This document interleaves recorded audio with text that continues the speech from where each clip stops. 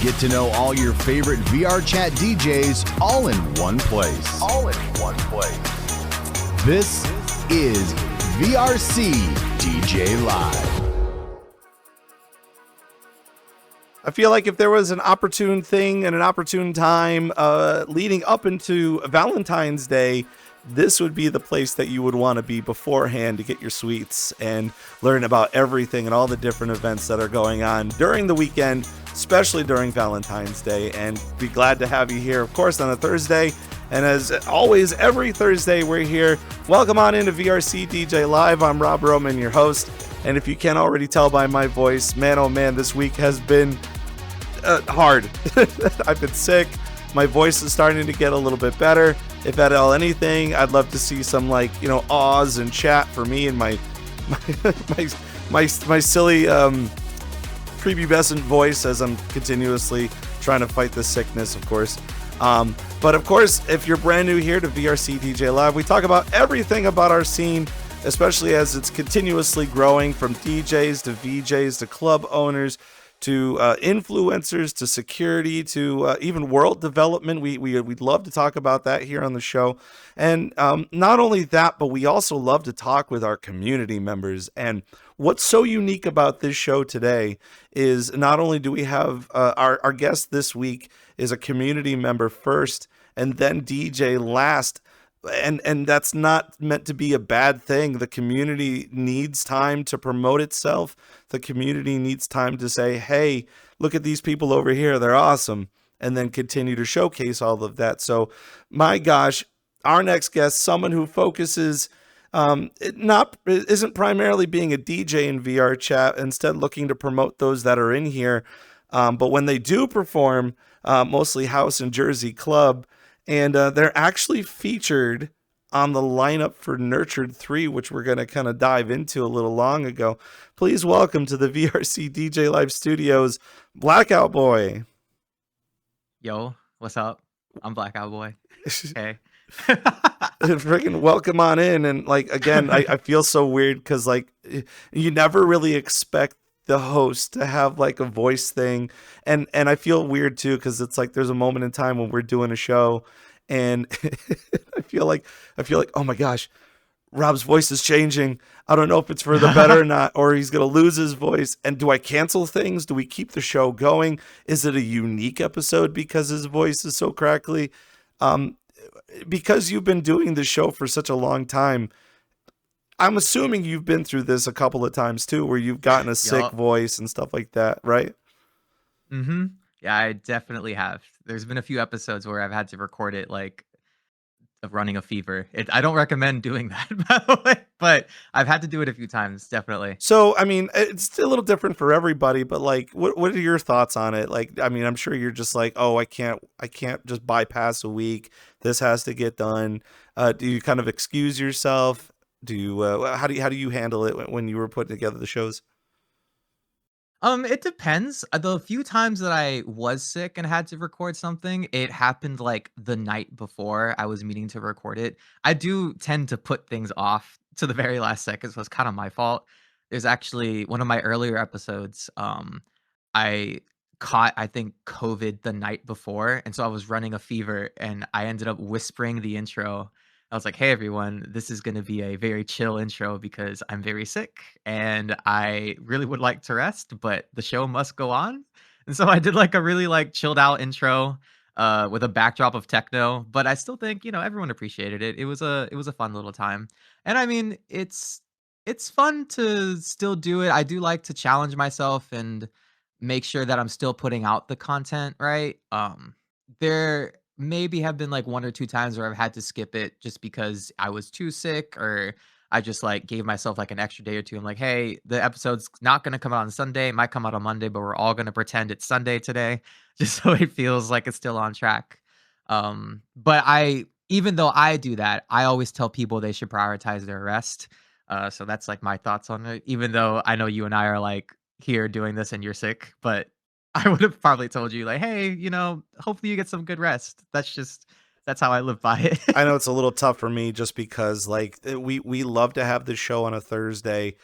kind of talking about things for the upcoming weekend, especially if there's a big show, or let's just say somebody wants to promote something that they are going to be doing, or even leading up to the remainder of the month, or what have you, and just being able to be like, people come in here on Fridays anyway, just to like, let loose away from work and kind of just doing that. So having it on Thursdays has just been kind of tradition, especially as we're rolling along. Now that you kind of like explored your ASMR voice thingy that you were just doing right there, I have a streamer friend who loves watching your daily dose of internet. Has anybody ever told you that you sound like that guy? No, but I do watch his content every once in a while. Like whenever my fiance and I are eating dinner, like we'll just throw something on. And there are times where I'll watch him and I'm like, dude, I do kind of feel like I don't want to say every content creator, but a lot of content creators have this like style and flow that kind of like stays universal, even if it's not intentional. So I would not be shocked to get that comparison because I've like definitely made it myself. I'm like, wow, this feels a little familiar, even though I don't make this kind of content. But it's like, yeah, I could see it. I could see it definitely. I mean, they always say that imitation is flattery, I guess, depending on if you're doing a specific thing. Honestly, too, this month, I've been seeing a lot of TikTok streamers or TikTok content creators taking over specific other people's like TikToks the way that they've designed it. And I'm like, that's an easy grab, but at the same time, like you're really needing time to kind of stretch to be like, you're going to have people in the comments being like, oh, you're trying to sound like this guy, trying to do it like this. Yeah. To be fair, everything does get recycled like every 10 years or so. But no, it's funny that you were saying it like that because I don't know. I've always just known your voice and I've always known your program, but never know how flexible your voice can be comparable to what I just heard. And I'm just like waiting for you to say, this is your daily dose of internet. But, we're not here to talk about voices. We're here to talk about DJing. Of course, it's VRCDJ Live, and it is a live program. And I'm going to do my best to like not sound like grandpa this entire time because I'm sure it's going to get worse in the 2 hours. But during the program, feel free if you have any questions in chat for BlackoutBoi. Again, we're going to be talking a lot about Garage30Radio, kind of a staple within the VRChat community. And funny enough, it was actually Mayor of Texas that slid into my DMs and said, Rob, you need to have this guy in your show. And I'm like, when people say that, I'm just like, yeah, well, what's so good about him? And at the same time, I go listen and I'm like, oh my gosh, dude, this is amazing. And it makes me sit here like be jealous because I'm just like, dude, like you've been doing this for such a long time. VRCDJLIVE is not even pushing 2 years, but just to be able to get everybody on board, and you got a bunch of DJs and a lot of people that want to be a part of this program. Let's just kind of start with that and why don't you tell everybody what you think Garage 30 is to you? Dude, it started off as like a little passion project. I don't know if I want to get into this now or not. I'll start and then we can decide. I few years ago, I think when I was like really into the scene, I think 2021, late 2021, I made two really good friends, and we're still friends to this day. And we were throwing a birthday party for ourselves. We found out that our birthdays run like a week apart from each other. Like one was like the day before mine, then there was mine, and then the next week it was the other person's birthday. And so we decided to do a little birthday party, and at the time I had just like re-listened to Skrillex's BBC Radio 1 Essentials mix, and I really liked the way that sounded. And so I got another friend, I talked to them, I was like, hey, do you think you can like put together like a little like radio intro that I'm gonna play before we do this like party, so I can like, kind of show it off, have a little bit of fun. And so we did it, and I really liked the way it sounded, and I talked about it a little bit more. I was like, I wonder if I could like do something like this for people in VR chat, because I really liked the way the intro sounds in that radio show. They talk about like where they're from, things they've done, the music they like playing, et cetera, et cetera. And I kind of just wanted to see if I could do it. I was like, I enjoy, doing content in some form or fashion, and I think it'd be pretty fun to ask DJs if they could like, provide me with a mix that I can just play out and just talk about them a little bit. So to me, the show is kind of like a showcase of all the different talent that we have in the scene, whether they're people who've been doing it for 10 plus years or people who just started the year before. It's just like, for lack of a better word, I've been calling it kind of like an archive as of late. Like I just, I have it all on SoundCloud. I have it on Mixcloud for a little bit, and I do plan on like moving everything to like archive.net so that it lives somewhere at least. So then it kind of is like my stamp on the internet. And even though it's like maybe like a niche part of the internet, it's still like a stamp nonetheless. So that's kind of like how I see my show. I guess it's the way I can put it. I know we're gonna, again, like you said, we're gonna kind of break it down a little bit more about how you put it together and being able to showcase the DJs and stuff like that, especially even making it too, because that's one of the odd things in here that I think a lot of people don't think that's the next thing that they can do.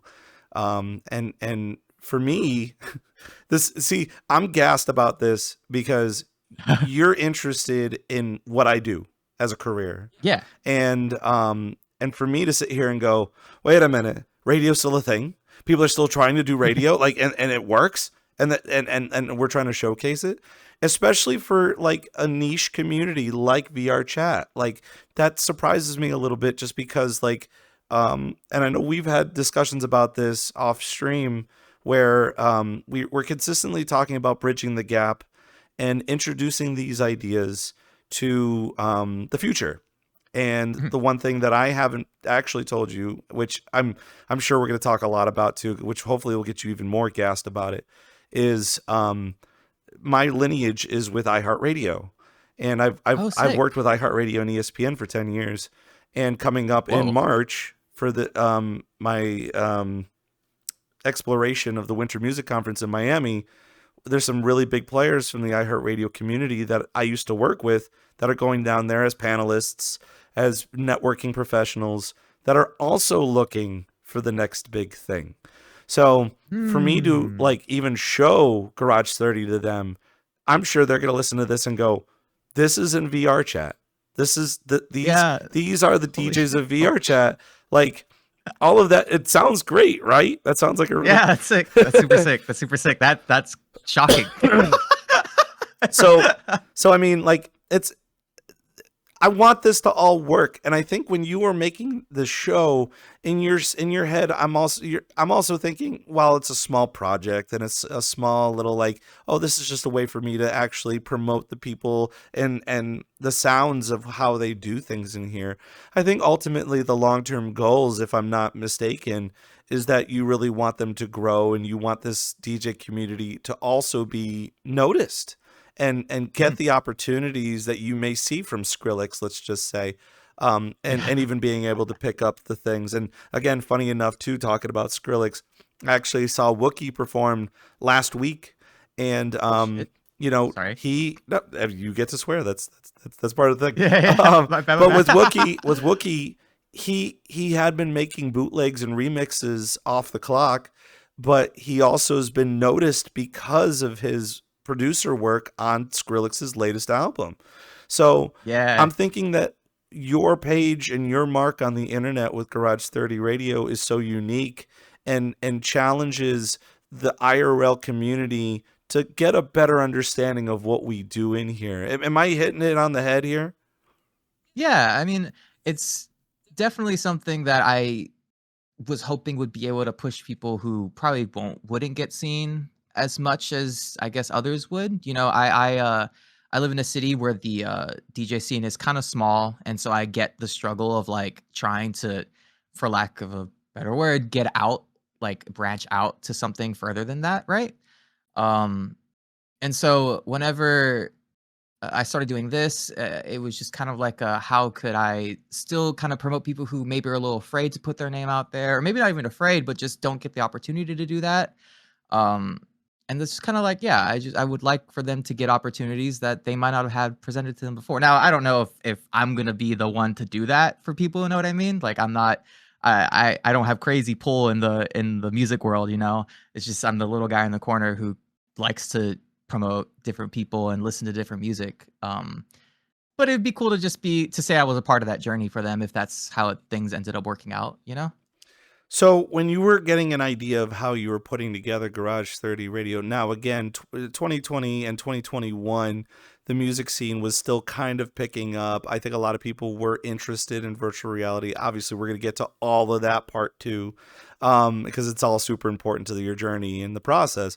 But like, were you considering doing another form of content creation outside of doing the radio? And what was it about? You said that it was like two of your favorite DJ friends that were in here that you wanted to promote, but after that, was it just a, oh my gosh, this is the content that I want to produce, or was there another means of content that you wanted to produce even before the radio? I'm not gonna lie, it was just kind of something I thought would be fun to do. You know, I told people that I did not foresee myself getting past episode 10. I told myself I was just gonna like get a few friends that I thought were really cool. I get to talk about their story and have them play a mix, and we'll see where it goes from there. And I think after the first few episodes, I started having people come up to me like, "Hey, could I play a slot on the show? Could I play a slot?" So my list just starts growing, and I'm like, "Okay, this could be something, real that I could do." And uh, I mean, one thing led to another, and here I am. Episode 184 is coming out next week, and I'm just like, I've tried to stay consistent the whole way. I've given myself breaks. But to answer your content question, I don't think I really had a vision of content I wanted to do. It was just something that I just wanted to try something different. I think I'm someone who, even though it might not look like it, I do like just trying things, dipping my toes in things and seeing how I like it. I've uh, outside of my VR stuff, I filmed videos for my job. I actually have a marketing background. I used to work for a company in my state where I was the social media manager, the video director, the video editor.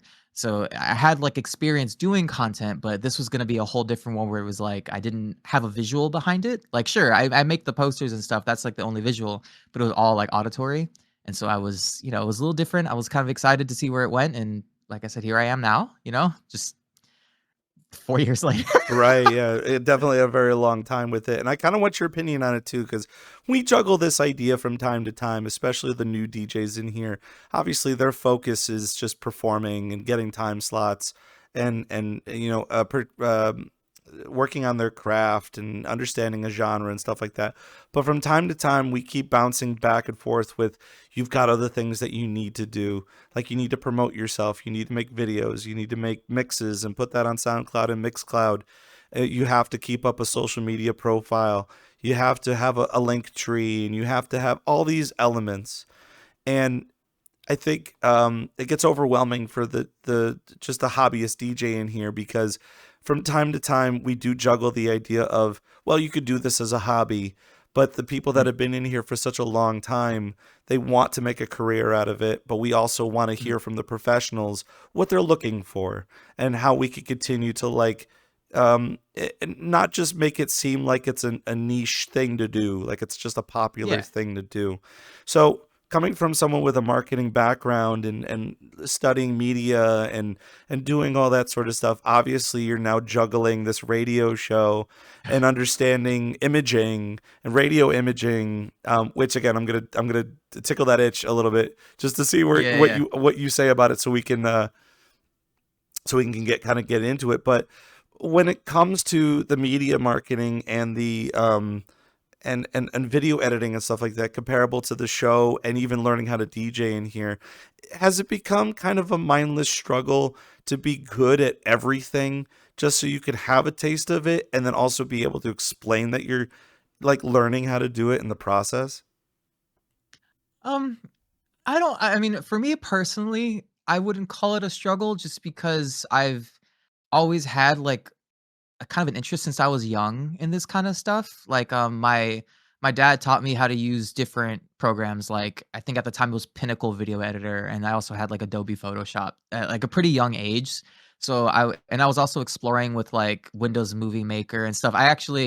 I have a slight background. I hope no one can find this account, but there is a YouTube account of where I used to make Club Penguin music videos. Oh, Where I would just let's use go. I used to do unregistered hypercam and just film myself doing the lyrics to various Dude, that's what songs. YouTube poop was made of. Come Yup. on, man. Yeah, so I was there, little blackout boy, like 12, 13 years old, trying to put videos together. So personally, learning all those different things wasn't as much a struggle, but I do understand how for someone who isn't versed in that kind of stuff, how that could just be a very overwhelming process. Actually today I was hanging out with my older sister, and we were talking about how maybe she could do content in some form or fashion because she likes filming. She likes filming TikToks, but doesn't know like how to edit them and stuff. And I was like, it's tough, but like once you understand the flow, it is like really nice to just put things one after another. I am one of the few people who thoroughly enjoys like the flow of video editing or the flow of photo editing and stuff. Um but to someone like her, that's super daunting. It's like it's a whole different program. How do you cut dead air out? What is correct dead air to cut out? So um I guess, like I said, while for me it wasn't really a mindless struggle, I definitely can see why for others it is definitely like a daunting, very overwhelming task to try to keep up with, your Instagram, your TikTok, your SoundCloud, your Twitter, your Blue Sky, your whatever you're trying to get yourself in, your link tree. That's a whole other thing you have to set up. It's so people have websites. I hate making websites, so I get it. It's tough. But it sucks to say it feels nowadays, especially, it's kind of necessary to at least have yourself on a few different platforms. I've watched a lot of like uh people who start off with doing short things on TikTok, who've now moved to do YouTube streams and Twitch streams, and just because it's just the best way to keep their thing going. So it's a struggle for sure. But if it's something you enjoy, you'll find ways to dedicate time to it, I guess. That's the way I can say that. That's the best way to kind of explain it too, especially because like when you were talking about they were trying to understand TikTok and be a part of that. There's still a whole demographic of people and a whole slew of people that are interested in it, but it takes as much time to learn about it and try to be a part of it. And then by the time that they are a part of it, it may not be as popular as when it was when you were trying to learn it at the beginning, Hmm. which can be the daunting part. And then on top of it too, like you got like, especially this week, YouTube has been talking about their algorithm and how all of it's kind of going on, and nobody wants that. Obviously, we're going to constantly fight about Discord because Discord's having a thing right now, and people are either going to say yes or no. And they're already like, there's people out there that are like looking at other versions of the same format as Discord. And I'm sitting here going, dude, it's not even the weekend. Just give it a rest. Let's wait a week. But even in the case of like understanding what other big celebrity types are doing, I got a notification on my phone yesterday that Deadmau5 has been really vocal about some of the social medias that he's a part of. And not to completely open up this discussion by any means, but he said, I'm done with Threads. Threads is done. Hmm. And I think for him to release that and say, hey, I'm going to get off of Threads and not do Threads anymore, a whole bunch of fans will probably follow him as well. But he ended up making another post on Instagram about, and again, I don't know how to take this, and I don't know how to even bring up the conversation. But Sure. allegedly on Instagram, there was another DJ that was also friends with, well, not friends, but like admired Got Deadmau5. it. Used AI technology to have Deadmau5's image talk about that DJ as if they were their best friends and saying, oh yeah, I'm Deadmau5 and I approve this guy to be picked up to perform at all of the clubs in Vegas and Miami. And Deadmau5 is sitting in his chair just being like, no, like that's not Yeah. me whatsoever. It doesn't look like me. Doesn't sound like me. This is slop. Get it out of my way. Hmm. And he's just been very vocal about that. And people are getting smart and they're getting crafty with it, which is cute, but at the same time doesn't look good for everybody. So when it does boil down to social media and putting the whole package together is complicated to talk about, especially Yeah. with the ever-going changes. But I think it's as equally important to kind of bring up, especially for the fact of, like, again, with Garage30Radio, you've got your whole thing on SoundCloud, which everybody can go and listen to, which brings me to the topic. Because it's a radio-based program and it's like a podcast program, what kind of statistics have you been finding about podcasting in general? On our show, without going into so much detail, I mean, we're still talking about it, but like, there's still podcasts that are in VRChat that are going the route of digital podcast. You don't need to watch it, but you just listen to it. And I want your thoughts on that, because are people listening to more podcasts than ever, based off the analytics and the statistics that you've been finding? Or is it just that you've been finding that for you to put together this package and be able to showcase the VRChat DJs, is that exclusively what they're looking for? It's tough, because I do think nowadays, especially, the podcast market's kind of like, bless you, it's kind of saturated. Like, I think it's pretty easy to do a podcast. I think you need a good microphone, get a good recording software, find something to talk about, and go for it, upload it, Um, Now, do I think I can't lie, this is probably gonna sound really bad of me. I don't look too hard into my analytics. I think the first time I really took a deep dive was, SoundCloud did like a performers wrapped, and since I was considered like an artist page, I got a bunch of analytics of where I was getting listened to and stuff. Um, so I don't know too much of the analytical details of it, right? I can't lie, it was just something that I told myself I didn't wanna focus on too hard. That being said, do I know if people are listening to my show just because of the way it is, or if it's like, they're just trying to seek a podcast out? Um, I'm not entirely sure. I do think, um, that most of my listens do come from within the VR chat community. That is like my guess, at least. I do see that different countries are listening, and I'm not sure if there are people from those other countries that are like, in VR chat or not. I have been reached out to by different people who are not in VR chat, asking if they could do the show, or if, uh, just wanted to know more about it. So it was interesting to see it reach to that point. I think my weirdest, or not weirdest, my most interesting interaction was, I actually had someone who lives in my city who reached out to me over SoundCloud DMs and was like, "Hey, I didn't realize like that you lived in the same city as me. Could we talk about this? Like, can we talk?" And so, while I initially was a little hesitant, just because I was like, I kind of like staying private, I actually went to a local show and he was playing at the event. And so that's how we actually got to meet and talk about it more. And him and I actually talk a lot more now. Shout out Brucey, if you're listening. Uh, I'm sorry. I'm trying to see to circle it back to what we were talking about. Um, yeah, I guess, like, the long story short answer is I don't really know if I have a good answer for that. I think I haven't focused on that stuff too hard enough to be able to, like, confidently answer it. So, maybe? I mean, it's tough too, because, like, listen, as you and I have, again, we circle back around, because I think our common ground is we're just doing it because it's fun.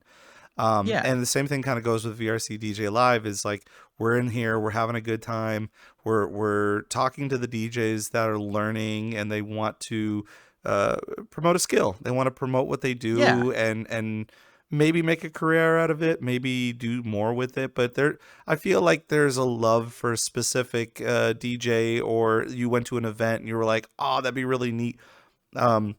Not foreshadowing by any means to you learning how to DJ, which we'll get to, but like, Yeah. but like, all of that is kind of important, and being able to showcase it too, especially when we continue to try to bridge the gap and get those people closer to where they want to be, is fascinating to me, because in a social simulation, ever since, like, I've been in here, and a lot of the older people, I guess, that have been in here, Mhm. we've never really thought about that. The only type of career that we were thinking more about was just on Twitch, or I guess at the time it was Mixer, or you can be on Kick, I suppose, or YouTube. Justin TV. Yeah, regular Justin TV too. But Yeah. they were looking at it as like the internet stardom. And the DJs now, it's not even just the internet stardom. It's just a matter of like, where could we push that? And excuse me again while I'm coughing up a lung, but Hey, it's all right. yeah, but people at home are like, my headphones, but you got far too many podcasters in here, and they're all doing their job. Each of them have a specific thing and the specific platform and how they are promoting these people. And I always kind of bug them the same way and be like, so what are you getting out of this? What do you want from this program? And where do you think the program is kind of be heading? For me, I'm getting so overwhelmed because there's so many DJs coming in here and there's so many clubs. And before you know it, almost every month we see like 2 clubs just pop up. And they're just like, we're the best things on the planet. And I go to the clubs and like their instances are so full and everybody's jamming and it's a popular scene. And I'm sitting here going, I didn't hear about this. Why is it so popular all of a sudden? Like, what's going on with this? And I would only assume the same thing goes with the DJs that you have submit or who you find for Garage30Radio, because as we've already known, without diving completely into this, we see a lot of great talent in here. We have a lot of great talent, a lot of great DJs in here that are looking for that next thing. But we go to like an IRL show in our towns, and the DJs that are playing locally are kind of garbage. And we're sitting in the back being like, man, I know this place, this guy would come in and kill it. This guy would come in and just really throw down and then repeat it by being like, I started in virtual reality and start this entire movement. In reality, we're already kind of doing that. And we're already kind of growing like this massive entity, but it's so difficult to explore outside of that bubble. Especially with all the fun things that we do in here. Man, oh man, there's so much to talk about, and I'm giddy. I know at the beginning you were a little nervous. I was a little nervous, but at the same time, we're here and we're having a good time. It's VRCDJ Live with BlackoutBoi of Garage30Radio. You can find it on Soundcloud at the overlay in the bottom corner. I'm interested. Okay. Now, this is going to be for the people that want to get into radio. Sure. I guess let's start with that. I know originally I asked you if radio was going to be a career. I think now that you mentioned marketing and doing multimedia, that it could. And we could also boil down the fact of where do you see radio going in the near future? I always love asking that question because in my mind, I know the answer to this. But when it comes to you wanting to do this radio project for the past 4 years, and B, being able to replicate the intros, like you said, and be able to make it sound as professional as you do, talk to us about this process, because in my mind, and I'll break it down first, and then you'll go ahead. I think radio is dying. Now, yours is not on a radio station. It is just on SoundCloud. So it's readily available for anybody to play anytime. I think radio is dying. But the way that you're probably going to explain it, the way you're going to explain it, throws a curveball at me, because I'm just like, there's no way. I've had so many interns that say that they want to do the thing, and they suck, and they're terrible. They can't do it. And the resources are all there. So tell us about your headspace and how you wanted to put together even just the intro and then being able to explain the DJs that you have featured on each show. Yeah, so I mean, realistically, I started off by just listening to different radio stations that had like an intro. And I was like, what are the points that they like to touch on? You know, what seems to be things that they're asking of the people who are on to like explain? Because I'm assuming, what I do is I give the performers a form to fill out, and it's just like 8-10 questions. Some of them they have to answer, some of them they don't. And it just asks them about like their journey, where they've played, the music they like playing, what started getting them going. if they have anything to promote, like the typical, like a little mini questionnaire, and I build off of that. And one of the things that I tried my best to do is I would always, you have some DJs who will either give me like one worded answers or give me essays, and I love the challenge of trying to make it all still sound pretty cohesive. I think you mentioned it that, try to make it all like compact and not too long of an intro because I don't want it to be like 30 minutes of me talking about them and then finally the music starts, right? I try my best to keep it within like 1 or 2 minutes. It's funny. I had one comment on my SoundCloud, where a guy commented, "Wow, this is so much talking." And ever since then, Wow. I even though it was just I got one guide. It was a single guide, but I was like, okay, maybe I can try to like compact just a little bit more, Uh, so I shot to like I used to actually in the beginning of my radio shows I would give like a quick life update and I would treat it as like almost like a diary. I was like, "Oh, yesterday or this week I started doing this and I was doing this and that." And after a certain point I was like, "Okay, I'm a little tired of trying to figure out if my week was interesting enough to talk about." Because sometimes I'd be like, "I didn't do anything. I worked, and that was all. Here we go for the intro."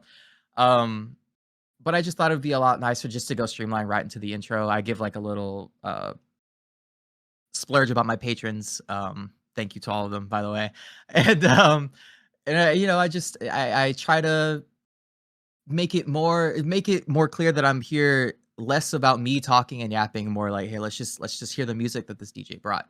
Um, the resources I looked up, I mean, like I said, if anyone were to listen to the BBC Radio 1 Essential Mix, the Skrillex episode, you will pretty much hear bar for bar how I've structured my intro. I like jacked it entirely. And then I would like I said, I looked for different radio station intros just to hear what it sounded like. The biggest struggle I had was actually putting together the like I don't even know what to call it. The like it got parodied a bunch that year. I'm gonna just call it a radio intro, but when it's like boom boom boom, you're listening to jing jing girl, and then it's people talking and all that. That was probably the hardest thing for me to put together. I spent hours just like trying to find sound effects, stabs. Um, there was a season where I actually downloaded the entire voice library of SSX Tricky so I could pick out like things from SSX Tricky to throw into the intro. Um, that's actually one of my favorite intros to this day. Actually, I think I kind of killed that one. And there was one thing I wish I could have recreated from the Essentials Mix series, where there's this guy who's like doing like a spoken word poem of like of music. Um, and I was almost tempted to see if I could find someone in the VR chat scene who could do that, right? But it just felt like a lot of pressure to be like, "Hey, I need you to do this for me exactly." So I just kind of I kept that off the board and I was like, I'm just gonna have fun with it. Um, I I mean, honestly, it's just a lot of trial and error. Long story short, it's just I have like 8 different versions of every intro I've made of just like trying to see did I like the way this sounded or not? Could I make this sound shorter? Could it be longer? Is this too long of a section? Uh, and yeah, I mean, I guess to answer that question, that was the process, and that's just been my process since then. Um, I don't know if you want me to touch on this now, but you asked me, is radio is what do I think radio is going? Yeah, we could There's a part of we could talk a little bit about that, sure. Yeah, there's a part of me that kind of agrees with you, just because I do think radio as a format might be dying just because I remember when I was working at my marketing job, there was one time when these radio people from a local station came by to ask if we wanted to buy advertising space for radio. And they sat with my marketing director. I was in the other room. I was just kind of listening in, and he was trying to seem interested, but once they left, he was like, "Yeah, we're not doing that. People don't really listen to it nowadays." And I do think it's semi-true, but there's a part of me that feels like there might be a resurgence sometime in the future just because streaming services are starting to become more expensive. A lot of people don't agree with a lot of their practices. Like I know how Spotify has like they pay artists like less than a penny for a lot of their streams. Um, Apple Music is competing, you have Amazon Music, YouTube Music, you have all these different platforms that are coming out, and I think there might be a time where it just gets so overwhelming that people do go back to radio. I mean, it's free. I'm a bite from Bauer on Instagram. He's like, it's free. You don't have to sign up for anything. You don't give anyone any free information. It's just there. You just turn on the dial and it's playing music. Sure, there's like a bunch of ads that interrupt your music, and a lot of the times you hear a lot of the same 5, 6 songs, but it's still like free music readily available. It's usually music that people want to listen to. That being said, with things like me, where it's like electronic music focused, and it, like you said, it's not really a radio show. That was one thing I battled with when I was coming up with the branding. It was like, I'm not really doing a radio. Is it okay to call it Garage30Radio? And I said, fuck it, I'm just gonna send it. And if anyone complains about it, then I'll change it and we'll figure it out. But no one's complained yet. So I think we're good in that aspect. But, will that resurgence of radio happen anytime soon? Don't know. Will it even happen at all? I don't know. But I like to believe that that won't be something that'll be completely lost in the future. I think somehow, some way, that's going to stay alive, whether or not it's listened to a lot or not. I guess that's my answer for that. It's so wild that you bring up all these different ideas, because what a lot of people don't recognize right away is how vital radio can be when everything falls apart. And for someone that had been working in radio for 10 years, one of those things happens to be what happens when your power goes out. You get the flashlight with the batteries. You start a generator, I guess, that has gas in it, and then you plug in your old grandpa's radio with batteries to see if there's any areas that are also calling in. And the fun story about that is when there is a winter weather storm or a tornado or hurricane or whatever you got going on, people are so dialed into the radio as if it was The Last of Us. And they're just like, I've got a cell phone with power. Let me call and tell them that we're safe and this area is safe. If there's a downed tree, a down power line, or in the case, like when I was working in radio, I was in New England. So people were looking for kerosene and people were looking for gas and looking for these things. So gas stations would call and say, get over here. We have it. We're open. We've got electricity. Saves the day every time. Same thing with like the newspaper. It's just like, well, newspaper isn't being printed as fast as we want it to, and the news isn't as relevant. How are you going to make paper mache? How are you going to make your kids piñatas, or how are you going to cover your books, or this it's stuff like that it's like we it's lost to time until we need it. Or paper bags, like if you want a paper bag instead of plastic, there's so many uses that you can have of it. But the way you were explaining it being like, it is free music. People can genuinely tune into the radio at any given time. And yeah, it would be the same couple of songs and maybe some ads that people don't want. I'm not saying that it's going to be a nostalgic kick for some people, but you honestly can kind of do that to kind of break up the monotony, because we all have our likes on Spotify and our likes on SoundCloud, and even that in time gets boring and people want to refresh it. But where I'm going to throw it back to is even with our show here, my connections, the people we've had on the program, and the people that recognize the stuff that goes on in VRChat.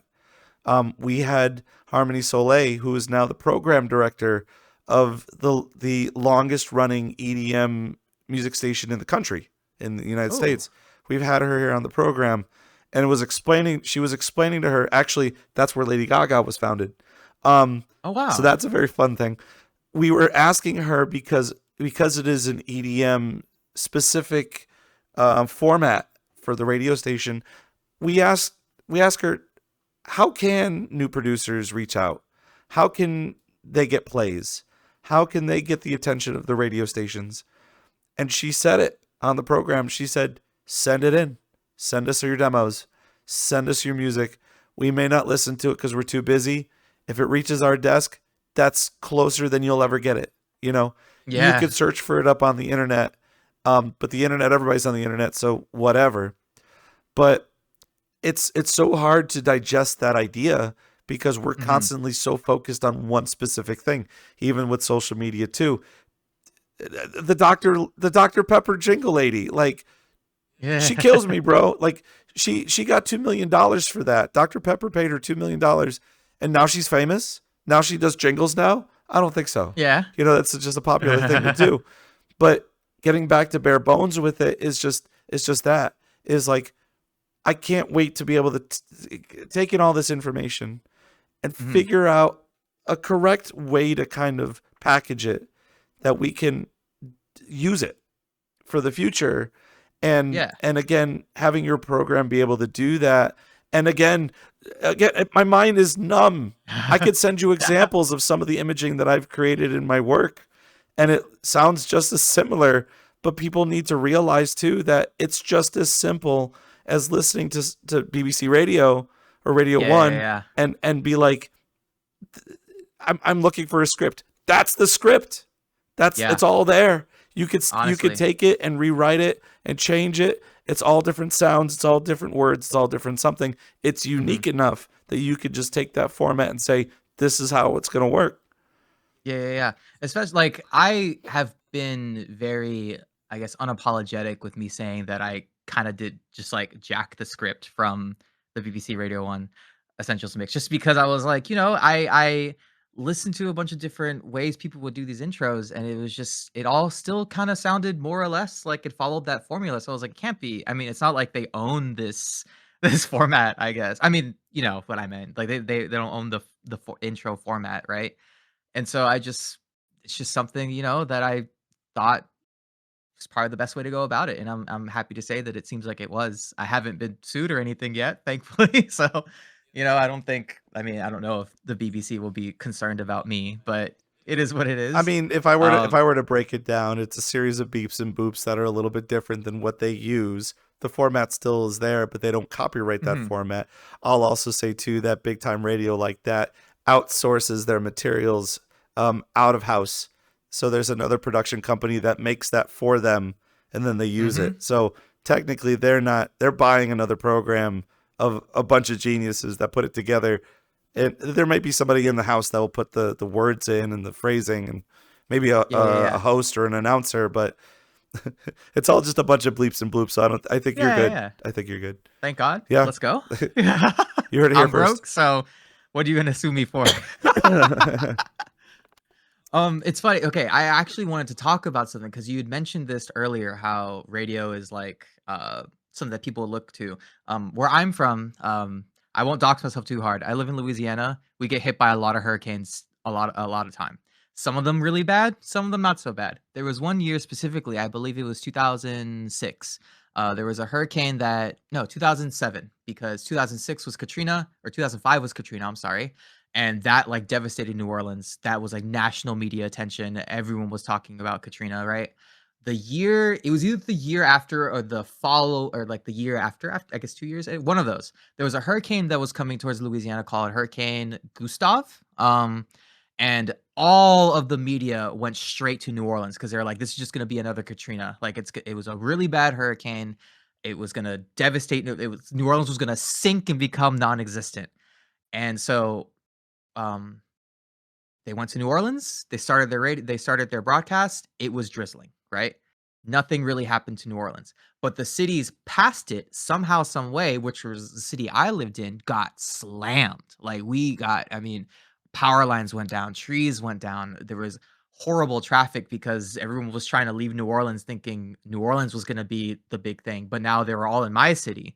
So now we're just like stuffed. And the one thing that we were out of power for like 2 weeks.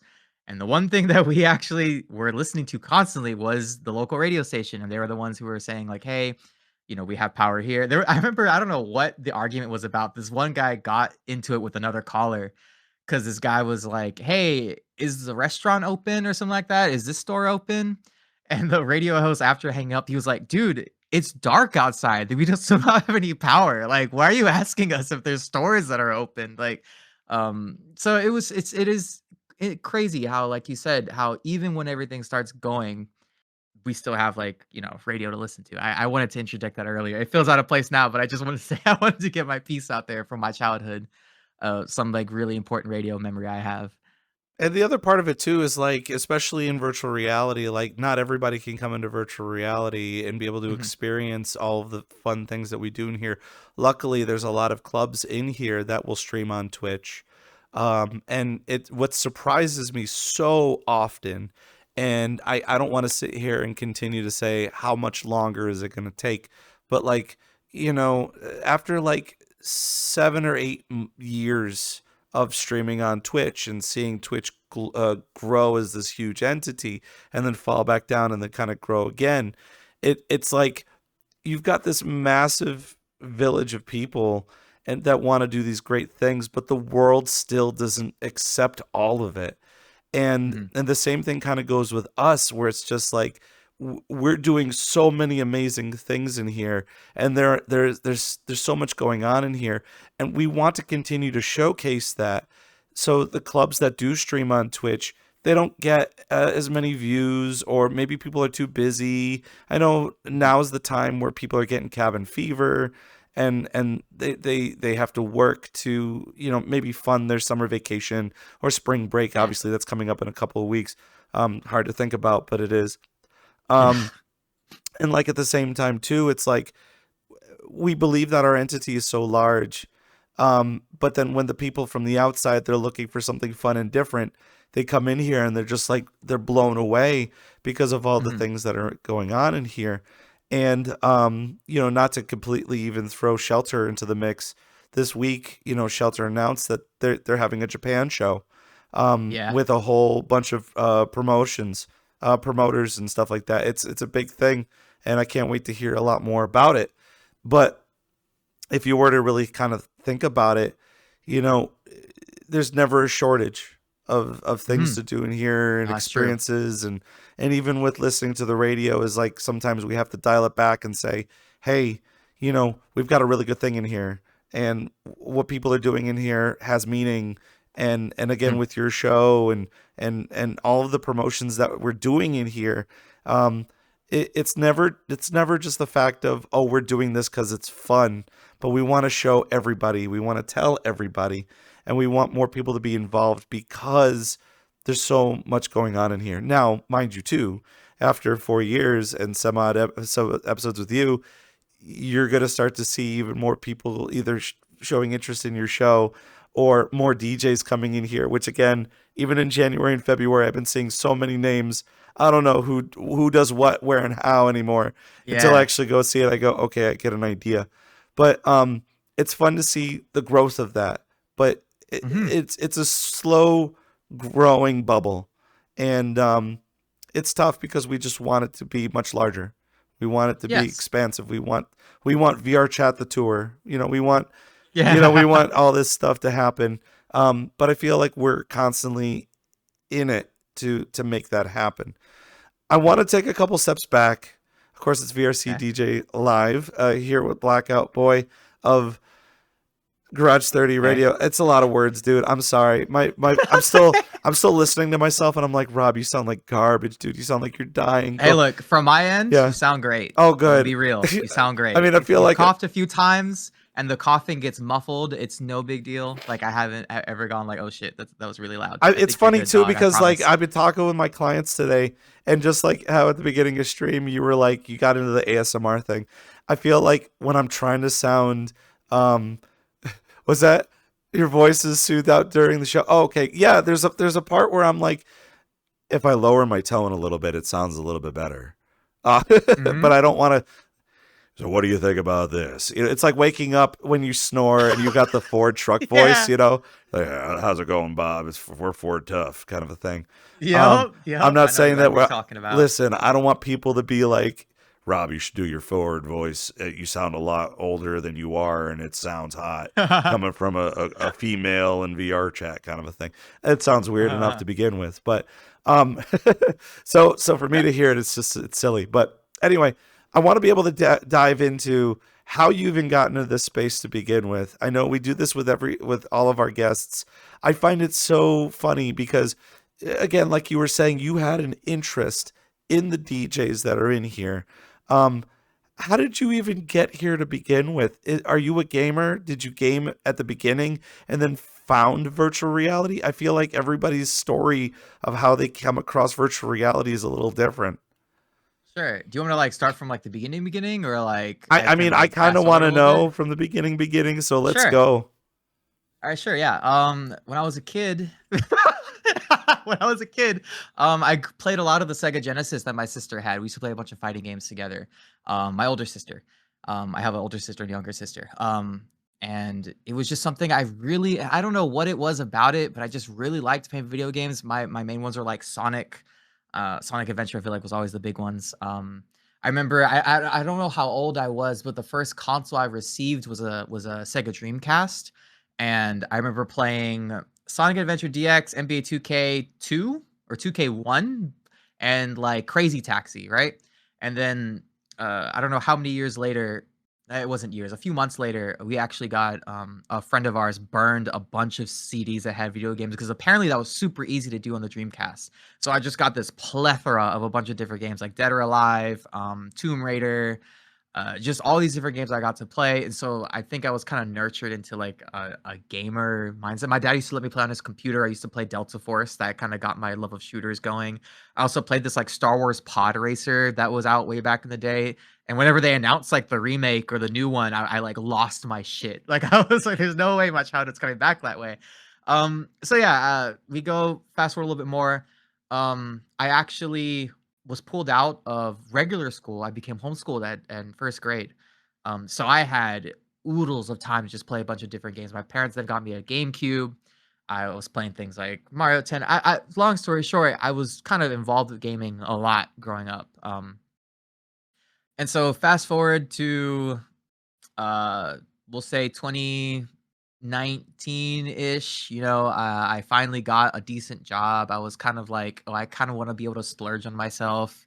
I just graduated college, not knowing what was coming in the year following. I was like, I It's just just kind of want to do a that's bunch of tough, different yeah. stuff. Yeah. um so then the thing happened in 2020 where the world kind of shut down. And we were all getting I had decent money for my job, and then we were also all getting like stimulus checks for one reason or another, and unemployment at the time because I got let go. There's a whole other story. But I had a friend who uh, stopped this practice. Thank God. I wasn't a supporter of it, but he was like, for lack of a better word, he was a scalper. So he had like 15 VR headsets at the time. Whoa. And so I was like, "Hey, can I buy one off of you? Like, I know you're gonna overcharge me, whatever, but I kind of want one." Did he Um, have like the storage unit full of like sanitation wipes and like toilet paper too during that time? no, it was mostly just like technology, like a bunch of like it was like processors, hard drives. He was Wild. like a tech guy. I know it was wild. I told him he should stop doing it because it was really scummy. But can I buy that VR headset from you? Um, and so I bought it, and I had recently just upgraded my computer, and so that computer could run the VR headset, and I was really excited. So I got the typical stuff, Beat Saber. I was blown away by how immersive it was and how real it felt. I made the mistake of playing Bone Labs like day one, and I almost vomited because I was not ready for that feeling of moving around. Anyway, I knew VRChat existed, and when I was growing up, here we go, going back, I was, since I was homeschooled, I had to find different ways to be social. So I mentioned earlier that I did Club Penguin videos. Club Penguin was like my shit for years. Like I had made like a friend group there for a while. There's actually one guy who I still talk to this day from when I met him when I was like 12. Um, and it was the first taste of a social video game that I had. And after that shut down, I tried different ones. Like I think there was Habbo Hotel, just a bunch of different social games that didn't quite click for me, right? And so then VR chat comes around, and I was like, I kind of want to see, like, could I get into this? It's different. It's like I'm not talking, but I'm talking to them in person. I can see movement, et cetera, et cetera. And so I just hopped in one day. I very quickly made a friend in some empty world. He just joined on me, and randomly, like it was just an open lobby, and uh, I actually was able to meet him in real life. Like a year or two later, we became really good friends. But I made a friend group. I got to see what that was like. I was in a whole different area of VRChat, but I had like seen inklings of like the music scene here. I have liked electronic music since I was like as long as I can remember. I think my older sister actually got me she didn't get this for me. One of her exes gave her this techno CD that had like these long, like hour and a half long mixes, and she didn't really like it that much, but she let me listen to it, and I was like hooked on it. I used to sit in my bed and just like with like a little CD player, like a Panasonic and some crap headphones, and just listen to that mix for over and over and over again. I actually recently found a version of it on YouTube. It's the DJ Irene Global House Diva mix from like 2000 something or 1990 something. So if anyone wants to know about the Blackout Boy origins of electronic music, that's where it started for me. Let's go. Um, yeah, shout out DJ Irene. I don't know what they do nowadays, but Right. thank you for getting me there. I mean, they were all about castles in the sky, right? Yeah, exactly. And so I knew about it. I had some weird falling out with the friend group I was in VRChat. This is not the first. BlackoutBoi is not the first name I've used. I kind of just got rid of that account. I was like, I don't want anyone from that place to talk to me. It was a whole thing. You know, it happens. Some friend groups just kind of fall apart. It just is what it is. But I still wanted to explore the music scene because every time I tried asking any of that friend group, hey, do you guys want to see if you want to find something? No one really seemed interested. So I made this new account under this name, and I just tried looking for the maps. I think I came across that video from oh gosh, they're a community member now, and I know them, but they like work for VRChat now, but their name was escaping me for some reason. But they did a video about the rave scene, and I learned about, I think Loner and Shelter were the two main ones at the time. So I found the maps, right?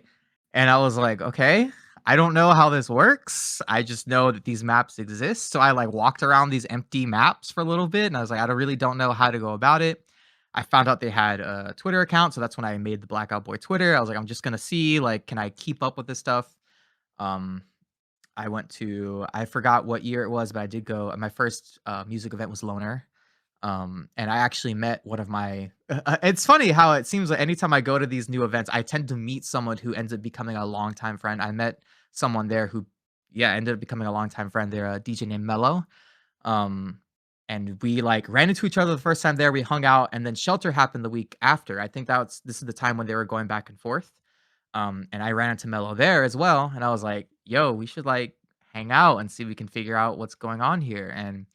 And so I think, don't quote me on this, Mello, if you're watching, but I don't know if they were also new at the time. They might have known a little bit more than me. I was kind of fresh, and so they were kind of showing me, introducing me to different people that they already kind of knew. And so I just started really going as an attendee. You know, I started meeting different people. This is like summer of 2021. I should give like a time frame. And I just started trying to show up to different events. It was really cool. You know, COVID was still like lingering to a sense that we were like still staying home, but not as much. So people still were like kind of doing things really often. So I was just popping into everything. I was part of this group called Wicked, WCKD. They were running this event. Snacks, who was on here before, I think was part. That's where I met Snacks. And I was just the photographer. I went to all their events. I loved the music they played. They were kind of like a more heavier, like dubstep rhythm. I have a place in my heart for that kind of music. That's where I have a place in my heart for dubstep and rhythm, even though I don't play it out as much. And then through them, I found different venues. I remember the most notable venue that I went to after was this place called Monolith, which doesn't exist anymore. It was like the first like just concrete slab of a world where they had a few lights, and it was just one of my favorite experiences. And I guess, I mean, that's how at one point I did try DJing. I think we were going to talk about that. I don't know if you want to go into that now or not, but I did attempt to kind of play my own mixes out. I do have a DJ board, and I did know how to use it, but I didn't know how to set it up to like let myself play like people did. So I would record or put together a mix in FL Studio, which is actually what I used to do Garage30. I just I learned I get the BPM of all the things and just layer it one after another. It's this long 1 gigabyte file of just songs going. And I remember I got to play like a pop-up where they were just letting people kind of play music out. and I was the last one at like 2 in the morning, and there was like 5 people left in the lobby to listen to me play. And I booted up my stream and didn't realize that the microphone to my VR headset was still being picked up, so they could just hear me breathing the whole time. And That's it the was this worst. horrible nightmare scenario, and I just couldn't fix it, but I still played it out, and it was the first time I got to taste like what it was like to DJ. It was a pre-recorded mix.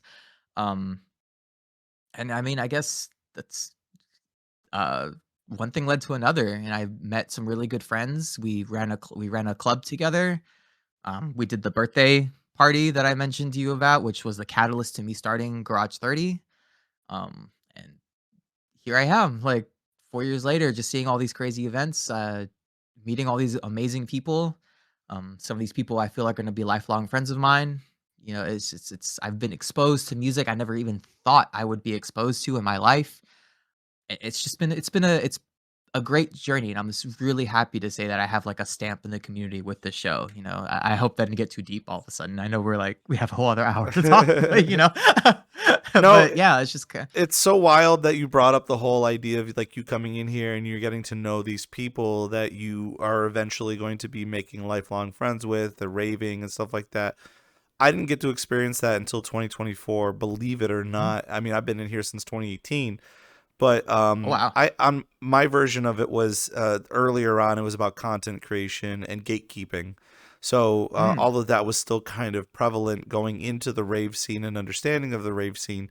But it wasn't until, if you want to believe it or not, the Europeans that rave in here broke shout that out the yeah, they Europeans. broke down that concept, and that I don't know if it's just because it's here in the States or whatever, but they make really valid sense where they're like, we should be friends. We're gonna be hanging out in the same spaces. We're gonna be hanging out in the same with the same company. Um, we're gonna be listening to the same music. So why not get to know the people that are hanging out with you here? Hmm. The trust part of it has to be boiled down with you. Basically, at the end of the day, it's hard to make trust with strangers. We've all known Yes. this. But for those people that are watching at home or on the replay or what's going on, don't be so fearful about that, because again, when you first come in here, everybody knows proximity chat. Everybody knows all the things you could see on YouTube, stuff you see on TikTok where they're, phantom pain, phantom touch, whatever, Yeah, yeah, yeah. which there's settings for that. So it's not even just a matter of you just saying, oh, everybody does that. No, everybody has their own version Hmm. of that, and you could set up your settings the way that you choose to. But you're Hmm. absolutely right. And people, I feel like, um, they're nervous with the get-go on that. Like, we're in here, we're enjoying the scene, we're enjoying what we do in here. Don't be so closeted over the fact that fame exists, popularity exists. Hmm. And even now, and it's funny that you bring it up now too, because I have seen on social media, again, social media is so bad. X and Blue Sky, y'all gotta take a break. Go enjoy Valentine's Day. But there are some people on there right now currently that are expressing their feelings about that. Of like, there are some DJs in here that hold a really high accolade on the things that they've done in here, and Hmm. they're starting to kind of test the waters of their popularity or their fame, and Hmm. who is deemed worthy enough to be on their friend list, or what have you. Yeah, And yeah, yeah. there's got to be a reality check in there somewhere. But I feel like even in here too, that that you have to learn that on your own. Like, you Mhm, can't mhm. you can't just one day wake up and say I'm too good for everybody. But at the same time too, like, like, I don't know, we'll get to it, I'm sure, at some point in time. So we got an hour, like you said, that being featured on Garage 30 Radio, there is a sense of I've leveled up a little bit. Yeah. Not even in a sense of like I want to be featured again on Garage 30 Mhm. Radio, which I'm sure people have done before too. But it's kind of like it's on a checklist. The Garage 30 Radio. Yeah. I performed at Shelter. I performed at Nurtured, which we'll get into as well. Yeah. But like, I feel like everybody has that experience. In reality, it's a social sim. We're here to talk to each other. We're here to kind of go back and forth with ideas of DJing and music and the love of music, and not just locally but globally. we're talking to everybody from around the world, and not even just getting into politics and whatever, but just like breaking down the idea that shows exist and we're going to go to those shows and we're going to hang out with everybody and enjoy that. Yeah. So it's great to see that that's how your experience was. I mean, at the time too, during COVID, you couldn't talk to anybody to begin with. So like for you to get into virtual reality and just talk to people.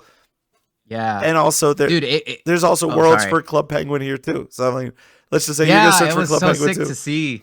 It was so sick to see those Club Penguin worlds. I was like, oh my God, my childhood is like different. But I was going to say, like, it's like you said, it was so hard to talk to people. When I was playing VR chat initially, like with the other account name, I was on so long. Like I would wake up at like whatever time, I would get on and I would only take off my headset if I had to go to the bathroom or go eat.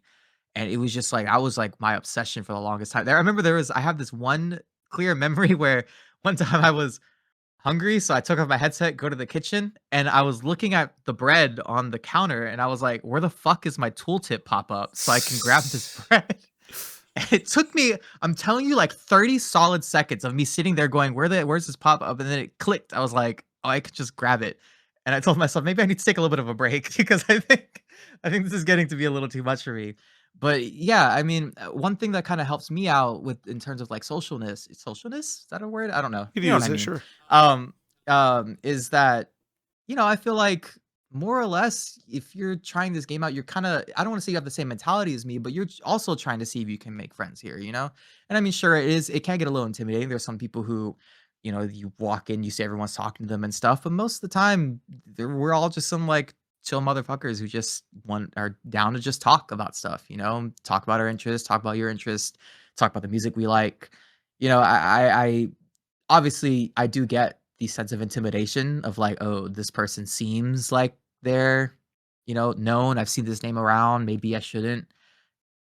Maybe I'm not good enough to talk to them. But I feel like, I don't know. I feel like most of the time people are going to be pretty open to just be like, yo, what's up? Welcome. I'm glad you're here. I'm glad you like my music.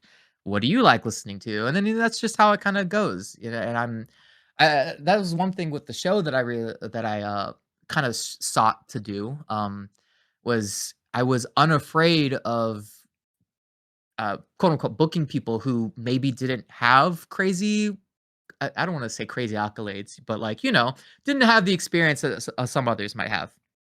And I've met some super talented people who were like, yeah, I don't really play at these big places. I just kind of play for my friends. And I'm just like, guys, you don't realize the talent like that y'all have, that if you were to just like, I hate to say, be a little bit less afraid of putting yourself out there, you could like do so much. And when you mentioned people like having like a checklist, I for the longest time did not see myself as like something that was worthy of a checklist, right? I was like, oh, I'm just here, you don't even play for an audience on my show. You send me a mix and it's gonna be played in someone's car, someone's, it's not really like you're not gonna get the snowflakes or anything, you're not gonna get fire emojis. But I actually recently had someone who I was taking the photos of for the cover, and they were like, you don't understand, this has been like my bucket list to get on this show. And it was this, I had this moment where I was like, I can't fathom, like I'm just a dude who puts this together. And it felt really nice to hear that they're like, yeah, this is the one thing I really want to do is play your show. And I didn't want to say I got emotional, but there was a moment where I was like, you mean it? Like, but it's to circle this back with the intimidation thing. I've had, some people might be a little nervous to talk to me or something just because it's like, oh, that's the dude who runs the show. But I like to think that I more or less have I don't want to toot my own horn, I have a welcoming personality, I think. So if anyone wants to like shoot the shit with me, by all means, I'm down to have a conversation about whatever. I'm a pretty open book when it comes to stuff like that, as you can tell, as I've had 15 run-on sentences during this whole segment. I'm going to double down with this because recently I've had some experiences, and they're the worst because they're mostly circled around colleges. So I've been going to events that are kind of around colleges. And so all the college kids are coming out, and I'm just like, I'm not old, okay? But Older, but not There old. was a conversation that I had because there were two Yeah. guys at the Wookiee show. We were waiting in line, and they bump into me and they go, um, Oh no. they go, "Hey, is there gonna be good music here?" And I'm like, Oh. "You're not here for Wookiee?" And they're like, "No, we're in the area. We go to colleges here." And I'm like, "Oh, that's kind of cool." The next question goes, "So I'm assuming that you work for a living now?" And I'm like, "Oh, oh, That's dang, crazy. dude." That's crazy. And I'm like, You have a job, I dog? No. I went to college too, you know. And I told Yeah. them I went to Berkeley College of Music, and they're just like, "Oh, so you did music stuff?" And I'm like, "Yeah, I'm here for Wookiee." They're like, "What's a Wookiee?" And I'm like, Oh. "Oh Lord, like you're just You here for know, drinking. Okay, cool." yeah, it is what it is sometimes. I'm earlier when I mentioned the guy I met at the local show, right? That actually happened at the university I went to. I felt so weird going back to LSU, like being like, "Whoa, I'm 30 now. What am I doing here?" Um, and I remember looking to the crowd because I was super into it. You could tell there was definitely a select few people who were really into it, and then there were some people who were like, "Oh, we're sitting in the back. We don't really fuck with this, but we don't have anything else we can really do. It's like a Friday night. We don't want to go to the normal bars." So it was really fun, interesting to see. Like, it seems like to be a universal experience where you'll run into like people who are just trying to see what the vibes are, and they're like, "I have no idea. I've never heard of this artist in my life. Maybe they'll like it, maybe they won't." You know? Honestly, too, and I think where I was going with this was I was going to double down because me going Mm. out to explore what it was. I went to an open decks around that area, and it was a very Ooh. interesting experience compared to what you would see at a college bar, what they want to be listening to, how they listen to it, the dreaded DJ only plays 30 to 60 seconds of a song and then moves on to the next song. So Mhm. there's no full song rotation. So that's always a hot topic, but I'm going to double down because your experience of learning social norms and getting to know DJs in virtual reality seems a little bit easier, a little bit more virtual. Mhm.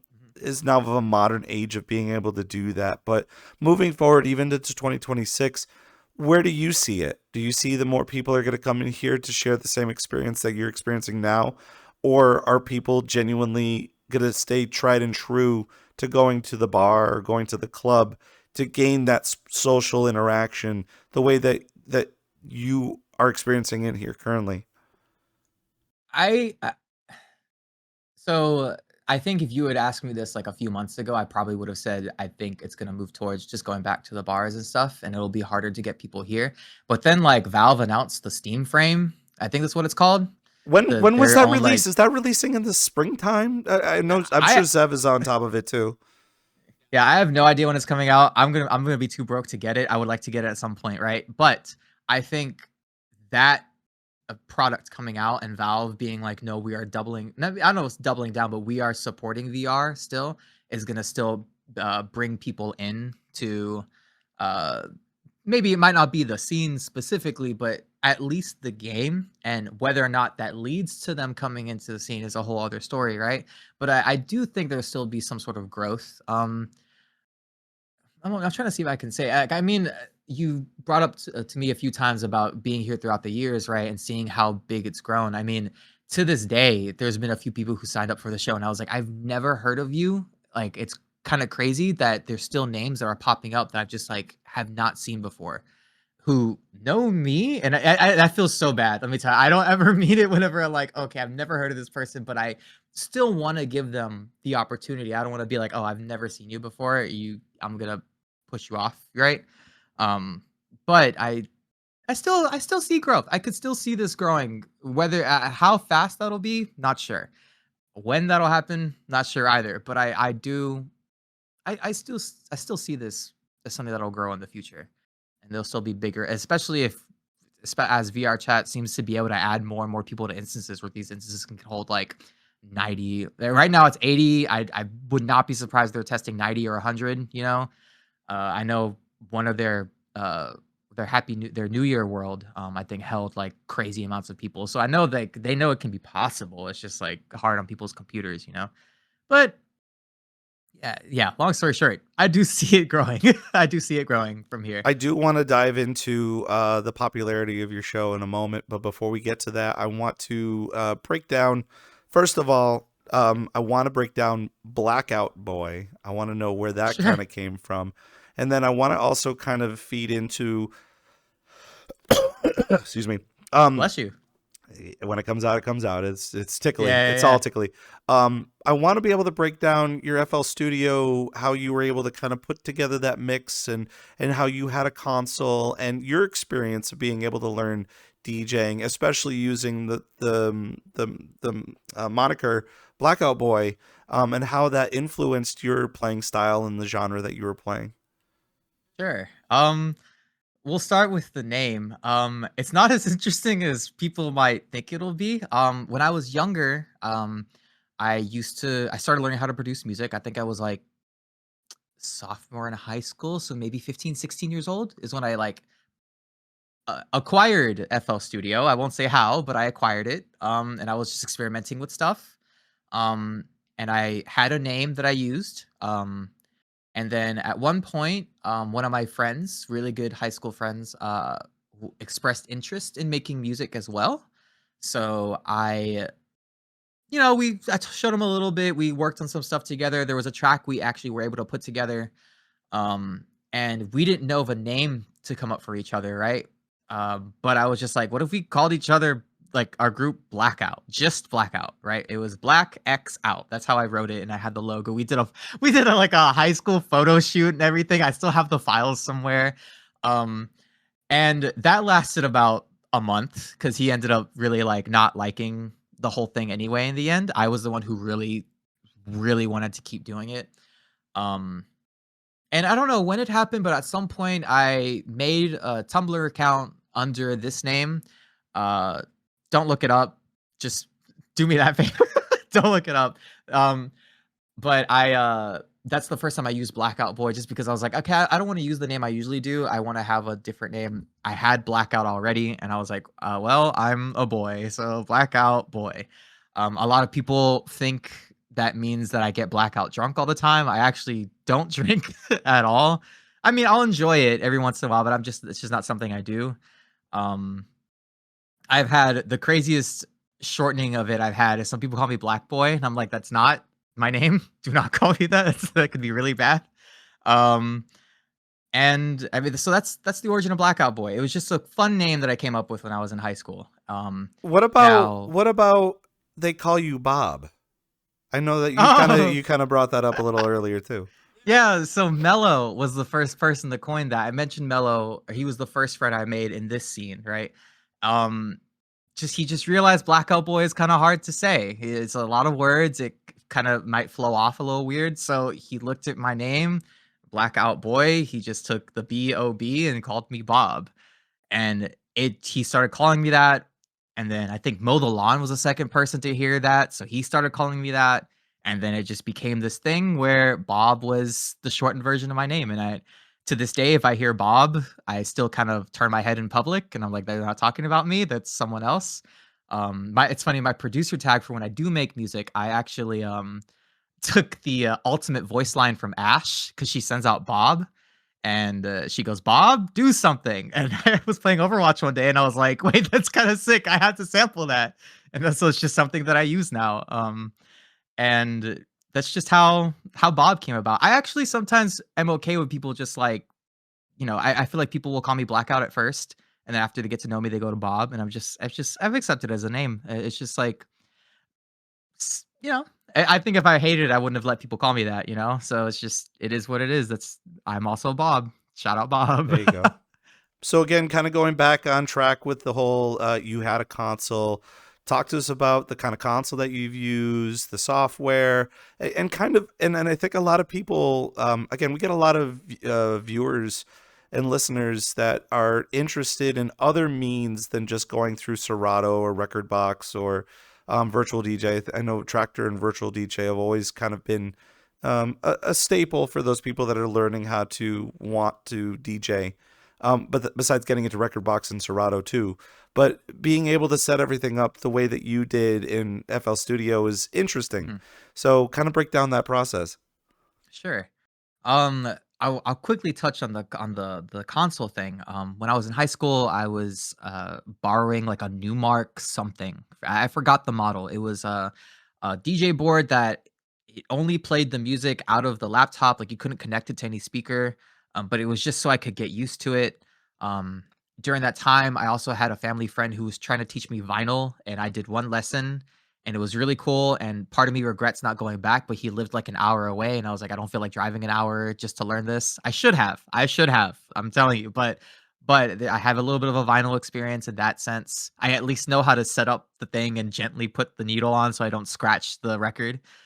Um, and then uh, I made a really good friend in high school who was also trying to do producing and DJing at the time. He was way better than me. He had a really nice DJ console that or DJ board that he let me use, and he was showing me the tips and he was giving me tips. He was showing me where I could find better music and all that stuff.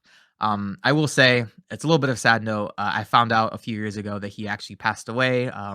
I won't say how. It's probably not a great topic to talk about, but rest in peace to that guy. He was. I wish he knew how influential he was to me. Shout out Cameron. That's his name.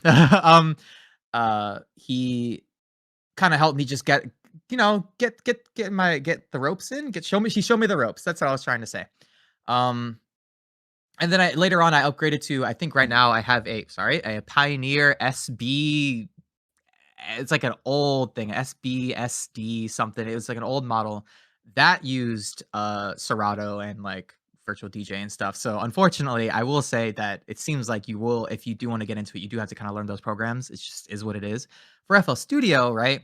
Um, Before I got really into the DJ board, I still wanted to put mixes out. I was super obsessed with like the Going Quantum Monster Cat mixes.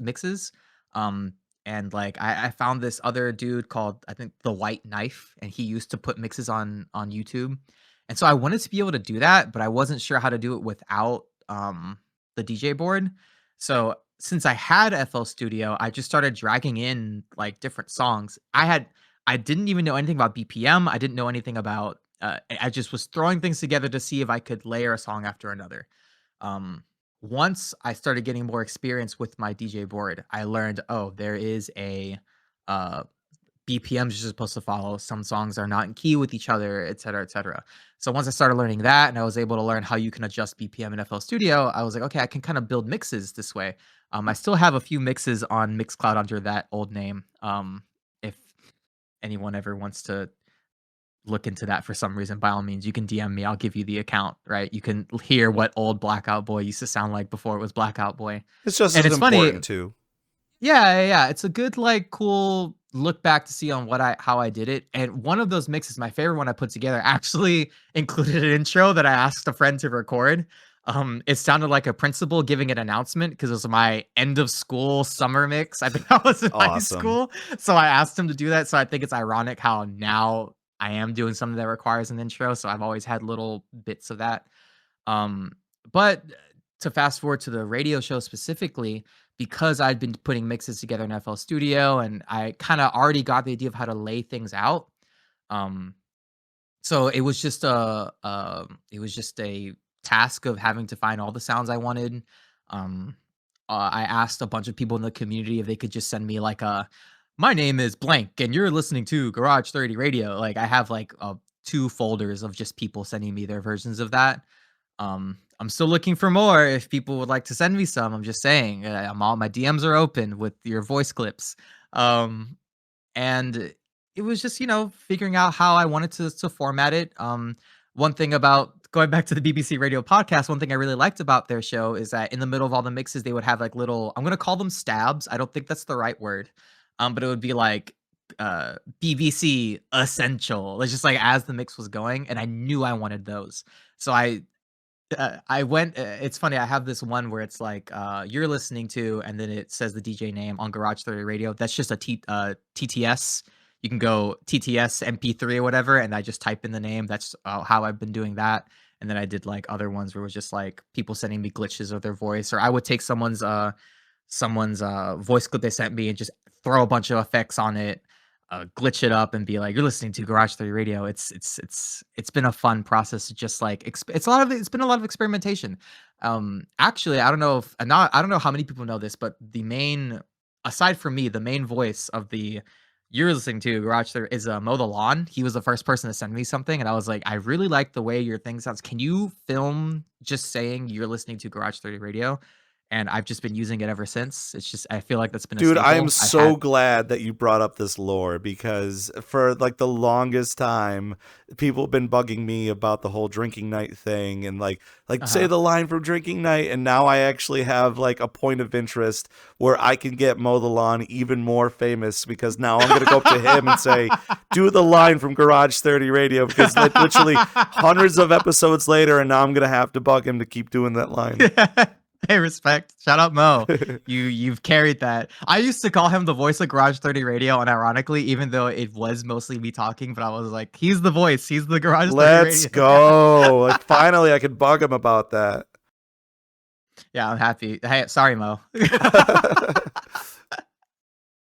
I love that dude though. He was super supportive when I was like first getting on and stuff. He was I think he might have been there during one of my first sets, the one that where I played and the breathing was going through the microphone. So he's been a long time homie too. I wish him well whenever he's doing shit stuff.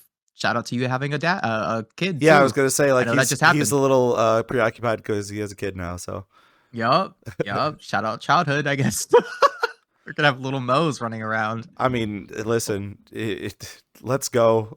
When he gets Right. when that kid gets older, like drinking time, let's go. Right? Let's get back on track with the FL Studio talk too. Mhm, mhm. So obviously, putting together mixes like that is key, and I think everybody's got their own little process, whether or not it's again with the big boy software. If you're starting with something a little bit smaller, your DDJ S boy 3 SB3. That's what we're gonna call it, the S Boy The 3. I S-Boy like that. 3, you might as well, right?